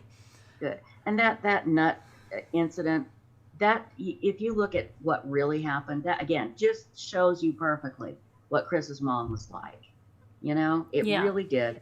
Oh, yeah. And I don't understand. There are still people out there that will trash Shanann on Facebook, and Oh, yeah, trashing yeah. her and trashing her family. And it's like, that's just the sickest thing I've seen. It really is. Right, Just, yeah. oh, It's ridiculous. Or that they believe that because, first of all, we talk about Chris Watts. He needed direction. Without direction, he had nothing. Yeah. He could follow direction. It was in his whole life. And that's like a verbatim, he knew what to do. So he could not survive with somebody that was not that type of a personality. In fact, Right. the mistress that he went to was even more controlling. oh, So, wow, I didn't do that. yeah, Dang. it's just, so when people say he would have never survived in something where somebody, I don't know, what do you want to do? They would just sit there and go, I don't know, because he needed that structure. He was used to Right. that. Even at work, he'll get a list of what he's supposed to do. He'll go through and do it. But he's not going to decide what to do. So he Right. follows orders, well. So she had to take that kind of initiative with him. And, like I said, she is an Italian woman and they're passionate. And I don't think, like her father said it perfectly. And the one thing I will say about the interviews after the fact, the father never spoke bad of Chris. Like you would think somebody would go in there right after you found out they killed your daughter and your granddaughters, and yeah. you'd be so angry, right? And he said, I could come here and I could tell you he's a horrible guy and this and that, but I can't say it because he wasn't. He said, we thought he was a great guy. And he said, I only noticed stuff kind of changing in North Carolina. He yelled at the kids a little more. He was more short-tempered with them. He was distant. But before that, he said, I would not know anything, and I can't sit here and tell you that, horrible things. And neither did the brother. That's amazing. So I admire yeah. them because I couldn't have done that. I don't think. I Right. couldn't have. Yeah, I mean, and then, after the fact, when they found out, when they went on Dr. Phil, after they found out that he says the girls were alive, which I don't believe, but when he Right. said that, I think he's doing that to even make it, I think he's not done. He's going to come with some more stuff to keep Right. making it as bad as possible because it minimizes what he really did. Yes. Do you know what I mean? Exactly. You're exactly right. Right? We haven't heard the end of him. He's going to be more. He's going to be talking more. You are right on. Yeah, because I think it's like he'll be like, oh, Cece was saying, no, Daddy, as I was dropping it, it's going to go over the top because then he thinks to himself, right? Oh, hey, I didn't I strangled them at home. I brought them out. Right. They, I could have done this. That would have been horrific. And so I Right, think he wants to, I think, hurt them a little bit the way Jodi Arias, right? When she said, Yes. and he was alive when I slit his throat. She just, enjoyed saying that so much. She did, and she's another sick, twisted, evil piece of crap. But Yeah. you're absolutely right about Chris. We haven't heard the end of it. Haven't heard the end of him, and he'll probably get married. I bet you anything he'll get married in prison. And there'll probably be some beautiful woman that will just fall in love with him, and she'll be talking about him to 2020. I mean, I can just write the script. Yeah. I know. He thinks, Crazy. I know, he thinks that he could get out and, be a preacher and go, and he's just like, Good people get Lord. out, and I'm like, yeah, you're not Yeah. getting out. Never. But yeah, Never getting out. it's just crazy. And the way the mother wanted him to, not agree to that plea deal and go to that trial because she truly, she did not want him to admit his guilt because that was a Right. big thing on her, and it That would make tainted her her. look bad. Right. Yeah. All about her. Absolutely. Yep. So No question. yeah, I have no question in my mind that they still blame Shanann. But I mean, that was back to Laci, because I don't know, what did Scott's parents think of Laci? Were they? Scott's mother was very critical of her, very critical. Laci was, they call her a motor mouth. She just talked and talked and talked, and she was always happy. Mhm. And that drove Jackie nuts. And she would always make cracks about what she was wearing, and like they went to Disneyland, and Laci was already big and pregnant and feeling miserable, but she went anyway. Laci went anyway because she knew Scott wanted to go. And she's dressed up, and she's dressed up really cute. And Jackie Peterson says to her, "Oh, you look like Minnie Mouse," just being just real, just snotty to her. And it made her feel terrible, And Laci's mom talks about that, talks about how, Jackie would say things to Laci that would make her feel so bad. It just, yeah, she didn't like her. She was nobody was good enough for her golden boy. Nobody. And that she made it very clear that Laci was not up to the caliber that Scott should have. Mm-hmm. So, but after all, I mean, he was only a fertilizer salesman, right? Do you think, right. she would have wanted him to be a doctor, a lawyer, or something? You know what I mean? So she didn't think Laci was good enough, but he wasn't, so. He wasn't a catch. No, Yeah. I mean, you know what I mean? It's just, and someone just said the mother didn't think that Scott should be living in Modesto. Yeah, you're exactly right. They thought Modesto was like the bad part, that they should be living closer to where they live. Mm-hmm. Well, they couldn't afford it. And Laci's family was from Modesto, and that was another thing they looked down on, was Laci's whole family. Her bio dad was a farmer, and they just looked down on it. They were just, they were middle class, really hardworking people, and they were not good enough for Scott and his family in Jackie's mind. And it was the exact opposite with the Watts. Shanann Right. had this big house, and she said, well, how would she have this big house? It just bothered her so much, and she put all of it on Shanann, that they ended up in Colorado when her son wanted to move there too, but that was all forgotten, right? And Right, so, of course. and everything in the house was, of course, all Shanann's fault, and, her son was always blameless in everything. Oh, yeah. Oh, absolutely. It's just amazing. It is a classic case of a mother just idolizing her son and making him the golden child. And again, you and I could write the script, Carolyn. We could write it. What's going to happen, what she'd say, what she thought. It's just disgusting. It really is. So it's interesting because I know when I was on your channel, we talked about Chris Longo and Chris Coleman, Chris Right. Watts, all family annihilators, right? And all had the mothers, the parents that disapproved of their pick there, right? So, and I mean, John Douglas will say in his book, as a profiler, so much is on that mother. From Absolutely. that everyone he's interviewed and studied, and it's all the mother. He said, be careful, Absolutely mothers, right. be careful, because there's the mother there, and I think it's so important if anybody takes that away. If your child makes a decision, maybe it's not the person you thought, but you're going to make their lives nothing but hell. If you don't, you've got to accept who they have chosen. You're not going to change their mind, and accept them and love them and encourage them, even if you think they're making a mistake. But they weren't. These two mothers, Jackie and Chris's mom, were not able to do that because it was not in their realm of reality to even think about. Shanann was just an awful person, and anything that happened to Chris was Shanann's fault, no matter what, including this murder. Right. Always her fault.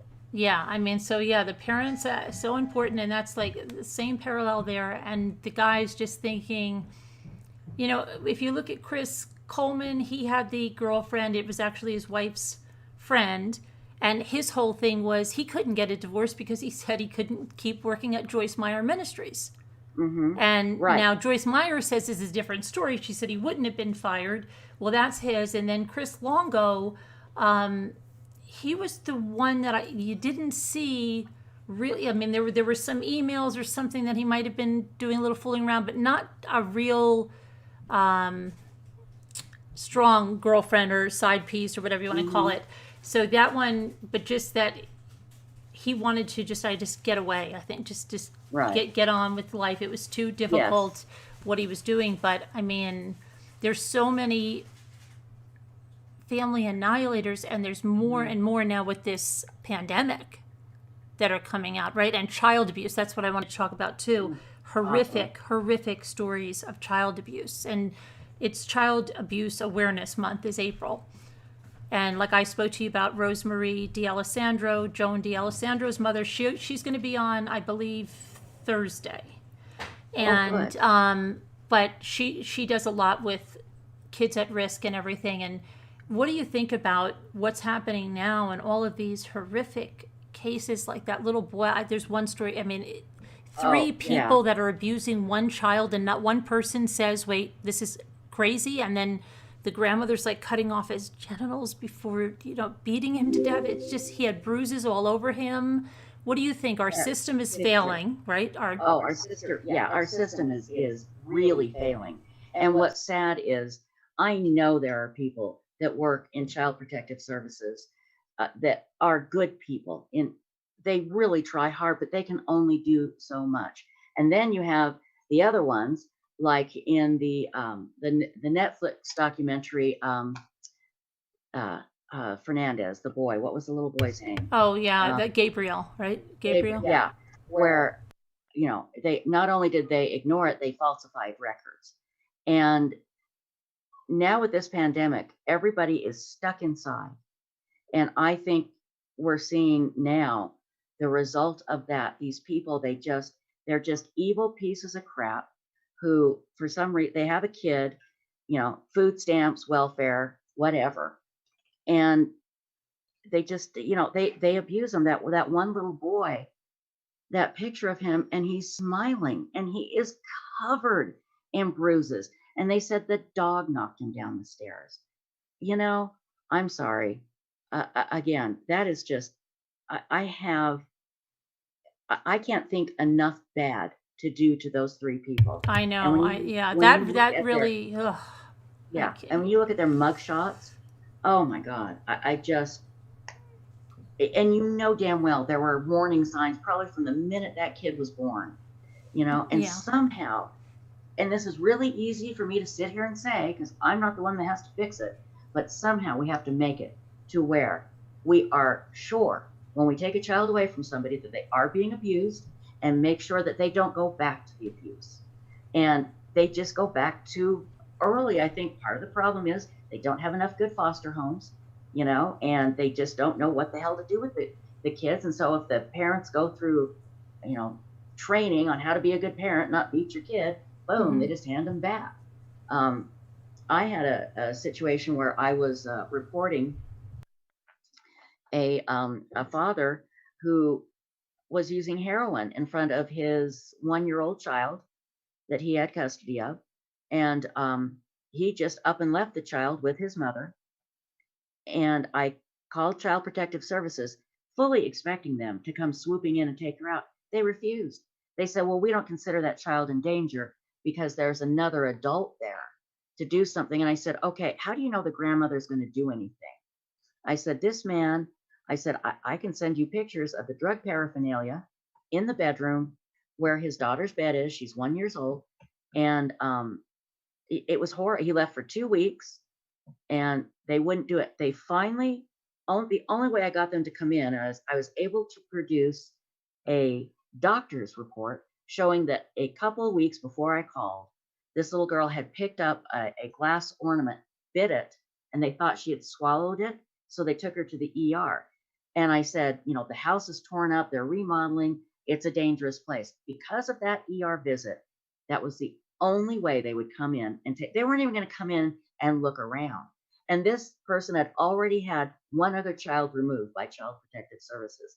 That's how overloaded they are. This was in California. That is how overloaded they are. And the first thing we need to do, in my opinion, if I was king and I could just fix everything, the first thing we need to do, Carolyn, is we need to put the money that is needed there to get the right people in the right jobs and hire enough of them so they don't get burned out. That's going to take a lot of money. But I we agree. all, I mean, we have to yeah. because these kids are feeling it. I hate to see how many kids we don't even know about with this pandemic Oh, going on exactly. that are being subject to this abuse day in and day out that maybe are even dead and they haven't even been discovered because of all of I'm this. sure. I'm sure. And Absolutely. like Thomas Valva in Staten Island, that's a police officer, you see. And so Oh, when you yeah. have He's the one that abused, and his son was, he murdered his son. He was a cop. put him in the garage. Yeah. Yes, and the wife was saying they were the Brady Bunch family on Facebook, and because he was a cop, I think a lot of stuff was overlooked. He's not doing anything. He's a cop. He's right. He He's not wouldn't going do to do anything. something like that. Yeah. Yeah, They're the Brady it's Bunch. Exactly. But also, too, early intervention, because these people don't grow up in great families and then turn around and abuse their kids. They're doing what they've learned. So we need to stop. We always hear about the cycle of domestic violence. We need to somehow stop it. And all of this costs money. And we need to have the compassion in our hearts to get somebody that will spend that kind of money to make those systems and those, make it work like it's supposed to do. If we can get early intervention and get these kids early on so they don't grow up to abuse drugs and abuse their kids, that's where we can stop it. But again, you have to have somebody that understands it, that is willing to somehow get the billions and billions and billions of dollars it's going to take to do it. And if we could get one state to do it right and be like a prototype for every other state, that would be a start. Again, I don't know how to do it. I wish I did. right. That's what needs And to be I think done. they'll have to enforce consequences for Yes. right. Just like they tried to in Gabriel Fernandez, but Yes. just something that they're not just going to just say, oh, okay, yeah, just write it off, because I mean, in all these cases, we have the Tim Jones case. They dropped the ball on those kids. Totally. Those kids should have been removed from his care. It's just one after the other. Like there was the other ones that lived, oh gosh, it was after the McStay case. They've just happened. They both got life. The mother had a baby and it was drugs in the house. Well, she didn't pass, so they said she couldn't have the baby. She was older. And so the father said, well, I'll take the baby. But meanwhile, he was letting the mother come there. And the older son said, like, what's wrong with the baby? He had a big bruise on his forehead. And they said, oh, something fell, a dream catcher fell off the wall and hit him on the head. But his head was all swollen.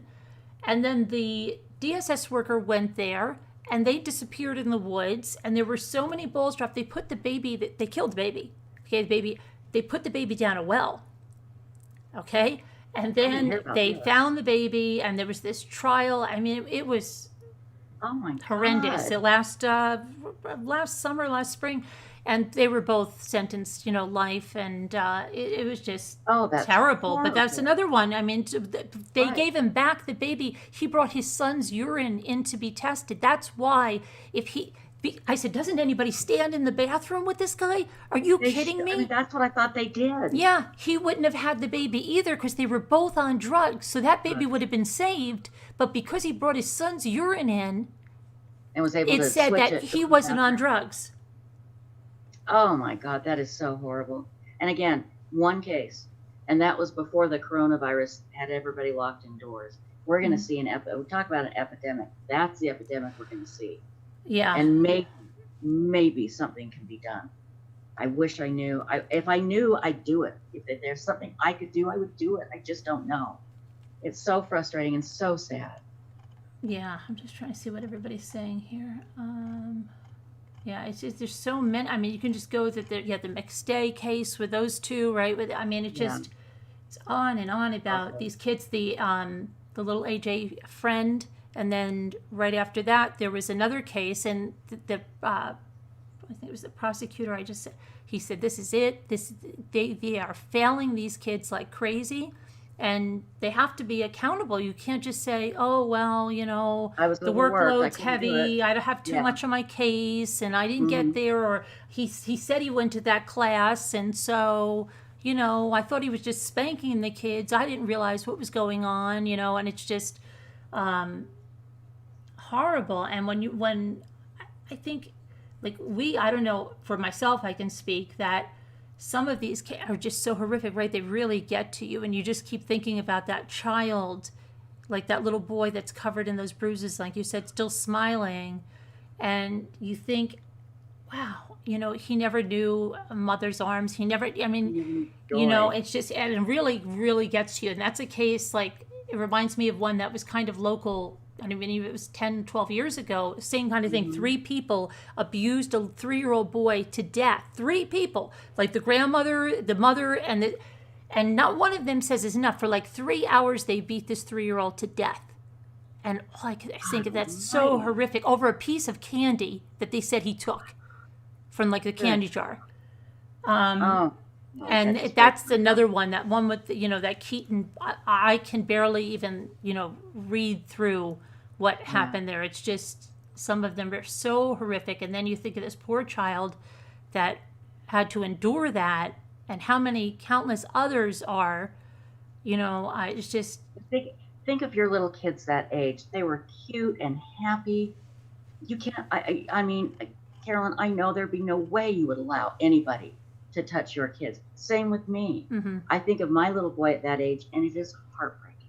I think of him because he's a happy adult, but he was a happy kid, and we loved him and hugged him and couldn't get enough of him. And that little boy probably would have done anything for a true, deep, loving hug, and a full tummy and a story read at night.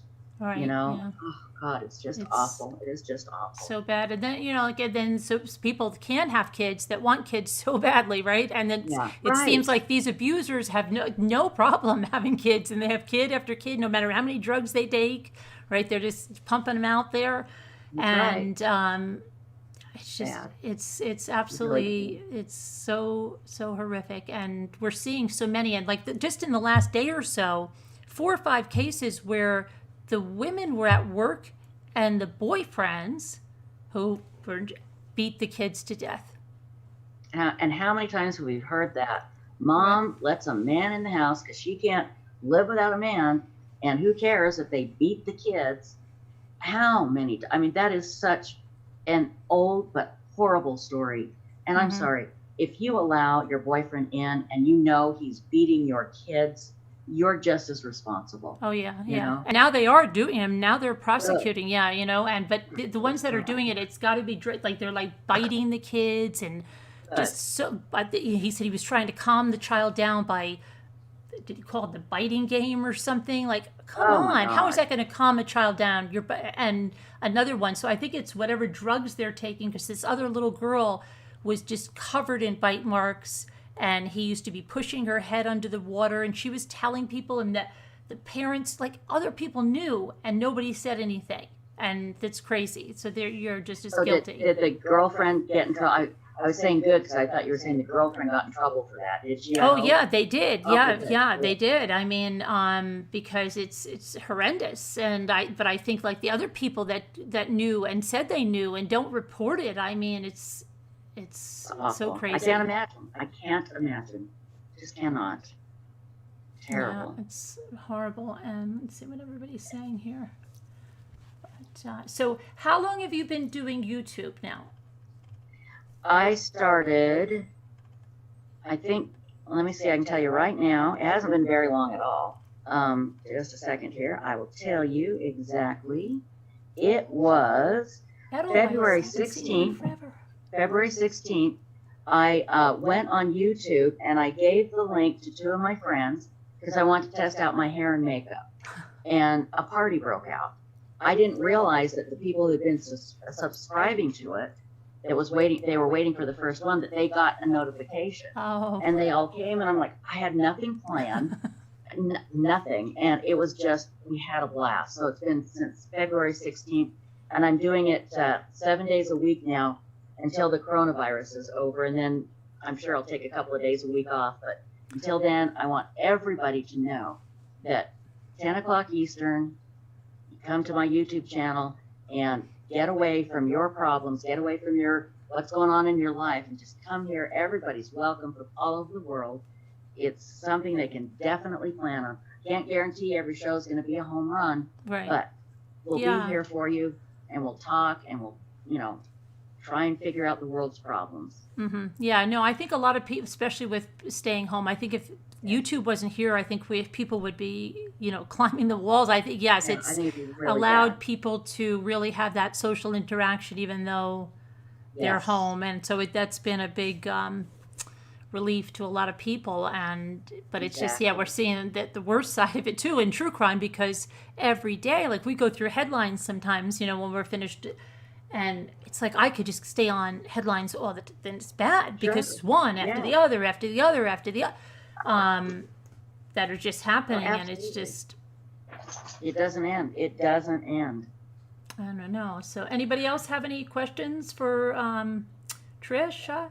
Put them up in the chat, and we'll see. But it was great having you on. Like you said, we could talk for a long time because We really could. Do me a favor. Every time you have a guest on, let me know and I'll plug it. Okay? Okay. Yeah, Yeah, I'll let just- you know about Rosemary. Rosemary, Yes. I have to find. I have to check my Facebook messages because I said, "How about 10 o'clock?" You're single and you're starting to lose your social skills. I'm so glad to see you, Edelweiss. I haven't seen you in ages.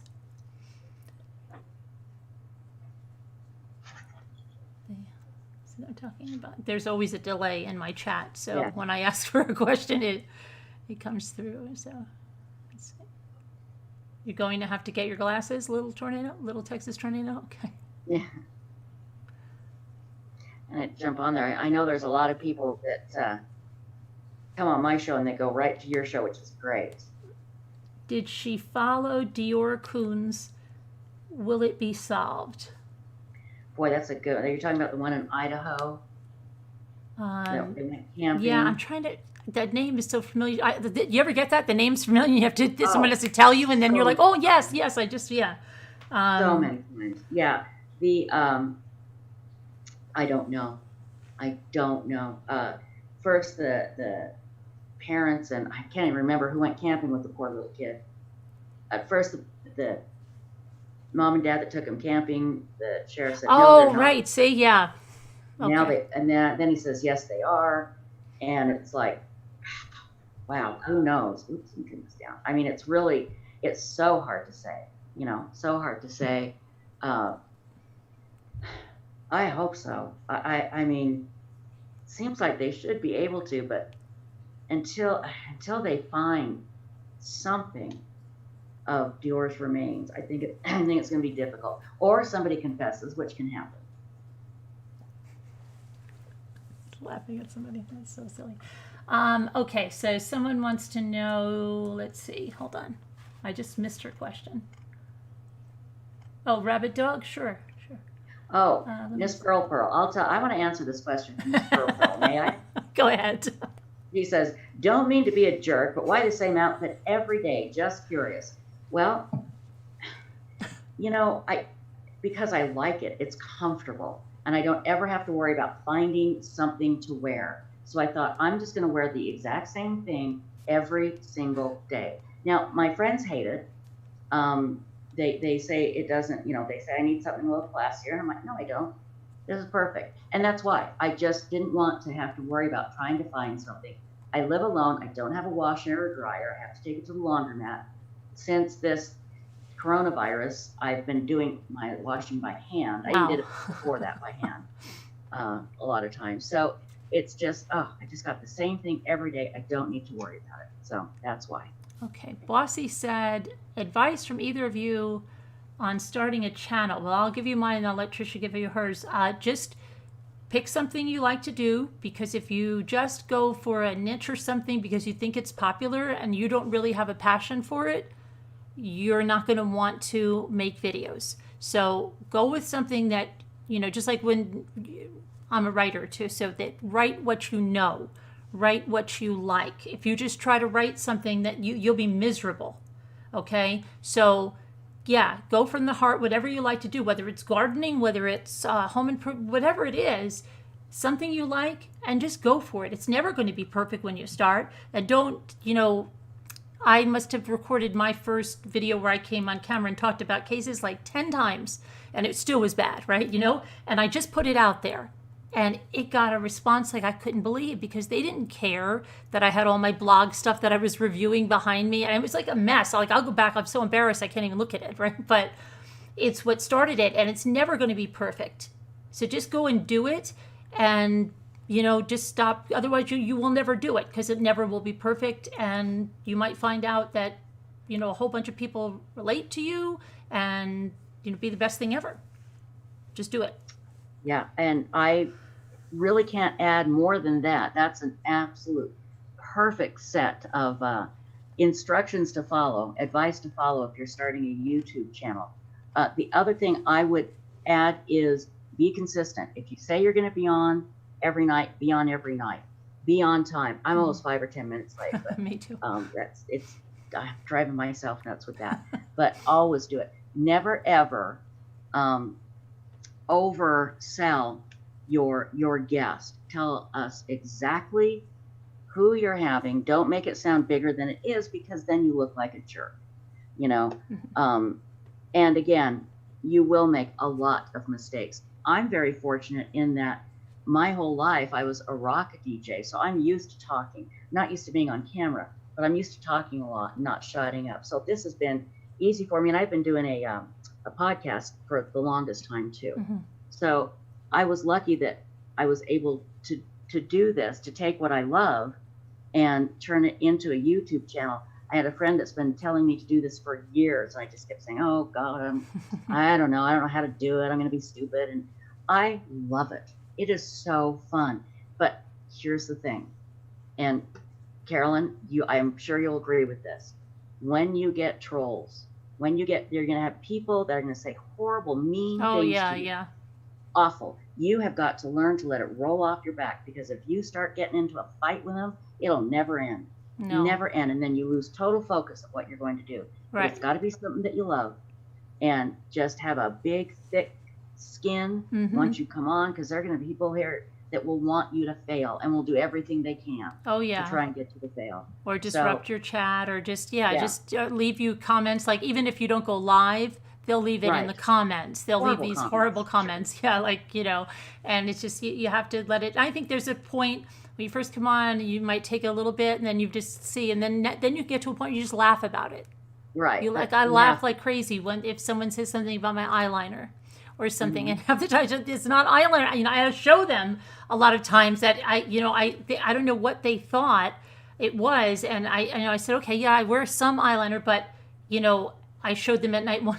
I didn't, and there's a natural but they wanted to pull me apart and say why, and then even the creators started doing it. That's the worst part. Creators going on, and then, oh, why doesn't she just eat her eyeliner? And you know what I said? I said, well, why don't we make eyeliner pens for merch? See, because I would laugh at it. Perfect. I got to the point where I would laugh at it. It's hysterical then at that point, because it's like, if you're talking about me that much, then I must really be on your radar, and you must really be threatened by me if another creator is coming out and talking about my eyeliner or this and that, and why should it be bothering you? And that's a sign that you're really making it. If another YouTube creator is so bugged by you that they're, trashing you. That they're right. If I'm like, why does Tricia wear that jean jacket every night? I can't take it. Right. It's like, what the hell am I worried about it for? Right. It's right. And then you'll say, well, I'll wear it every night just for spite now, so yeah, it's exactly. I'll never change this. Never. That's what I said. Because that's what I said about the eyeliner. I said, now believe me, I want to get the pens, and I want to put it on even thicker now. And, just really go to town. To show them. I get it. I do. I think they look beautiful. Yeah. So it's just, you have to just know that people are just, there are just people that are mean, downright mean. Yeah, absolutely. And nasty. Really mean people. Yeah. Really mean. And they'll never tell you their real names usually. Oh, no. It's mostly the people that don't have a face. It's a fake account, and they can just hide behind it and say all the mean, nasty things that they want to say. So, yeah. You're absolutely right.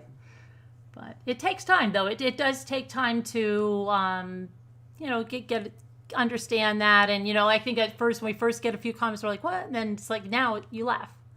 Yeah. And it's funny. So let's see. Anybody else have any questions? Let's see. Someone asked about, I just saw the, no, I don't have the name.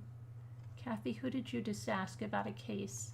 I think it was the little, the stepmother, which was kind of like Gannon's case. There was in Washington, wasn't it? Now, what was the name there? Byron? Yes, Woman? yes. Right. So, what were your thoughts on that? That is such a sad case. I do believe that Kyron's stepmother had something to do with his disappearance. She was the last one to see him alive. There were, problems in the family. She was mad at Kyron's dad for, I think, kicking her teenage son out of the house for getting mad at him. And Terry Horman, she just doesn't ring true what she's saying. And they have searched every inch of that area. I think it's even an island. They have just searched and they can't find him. It's so sad. It is so tragic. And again, another stepmother. Okay, Red Raven said again, she said in the beginning, what year that you started with Web Sleuths? Was it 1997?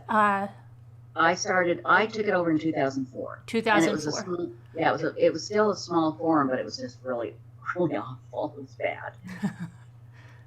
And let's see.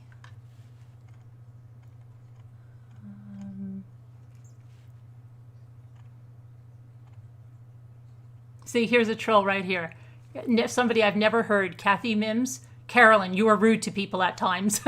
See, and I'll just laugh about it because I know it's a fake profile. It's just created, and this person is just here, and it's just somebody that doesn't like me or is threatened, whatever, by the channel, and so is coming in there. So you just laugh about it. I don't even care. Like, I'll have a good time with them. Sometimes I'll tell the moderators, please don't take that person out. I'll invite them to come on the phone and talk to me about it. And they'll never take you up on it. That's a good idea. Yeah, don't sit behind the keyboard. I've said that. I said, I'll give you the number, email me, and you come up here and tell me where you think I'm rude, and we'll talk about it. And I'll offer that to you, Kathy. Email me, and I'll bring you up, and you can talk about that. Absolutely right. That's perfect. So, let's see. The couple. Oh, yeah. What do you think about that? The Mormon couple that was just shot and the 3 little kids. Oh, yeah. I've been reading up on that. That is so awful. And obviously terrible that they were killed in a home invasion. But what it looks like so far, and this could change, it literally looks like this was a random attack. So far, they've said they don't have any suspects. That could change immediately. But everything I've read looks like this is totally random. They didn't know each other. They came into the house for whatever reason and killed them. And that's everybody's nightmare. Mm-hmm. Everyone, that the monster is just going to break in and shoot you. And it has happened. And it looks like, as of the last time I checked, that's what's happening here. And this couple, from everything I've read, like so many young couples here in Utah, they have a nice family. They're LDS. They go to church. And they're loved in their church. Nothing controversial about them at all. There was no robbery though, right? And they let the children live, right? Which thank God. But yeah. So what would be the motive if there's no robbery? Well, that's what they're saying now. We don't know. When I hear that, I think, okay, maybe they don't know what they took. That nobody knew they had whatever they had. Good point. And they took it. Maybe they had cash. Maybe they had some jewels that nobody knew they had. Mm-hmm. And that could have been mistaken identity. Maybe they meant to go to the house next door. Right. Yeah. Who knows? If it fits a profile of these home invaders were drug addicts and looking for money to just sell something so they could buy drugs, who knows? But yeah, thank God they didn't kill the kids, but they didn't need to kill the parents. Yeah. Again, we might have more information that could turn this whole story on its head soon. We'll have to wait and sometimes see. that happens, right? And there was just one thing I just saw go up that I wanted to ask you about. Now, my mind is like, I saw the name, and I'm like, then I totally forgot the robbery. I have to go through this. Like, the robbery then triggered my mind. There was no robbery. Oh, yes, see, it comes back to me. My mother used to say that you're okay. If it comes back to you, then you're not really losing your mind.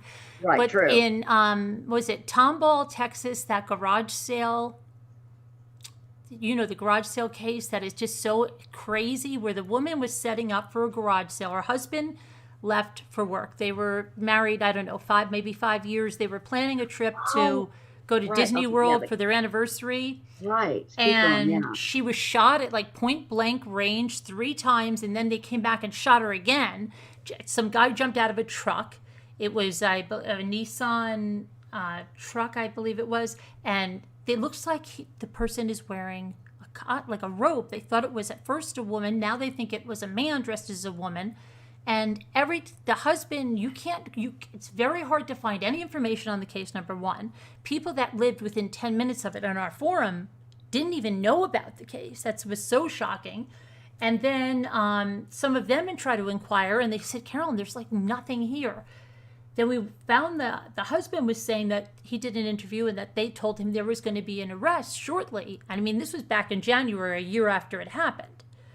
And it just seems like there's such little information about it, and it seems like it's being like brushed under the rug, and it's just crazy because they didn't steal anything. That is a very weird one. Yeah. Now, wasn't there a film though? Wasn't there a security camera footage? Oh yeah, the guy jumping out, but it was dressed as it's a woman. It looks like, but now they say it looks like a costume. It almost looks they were very into like cosplay,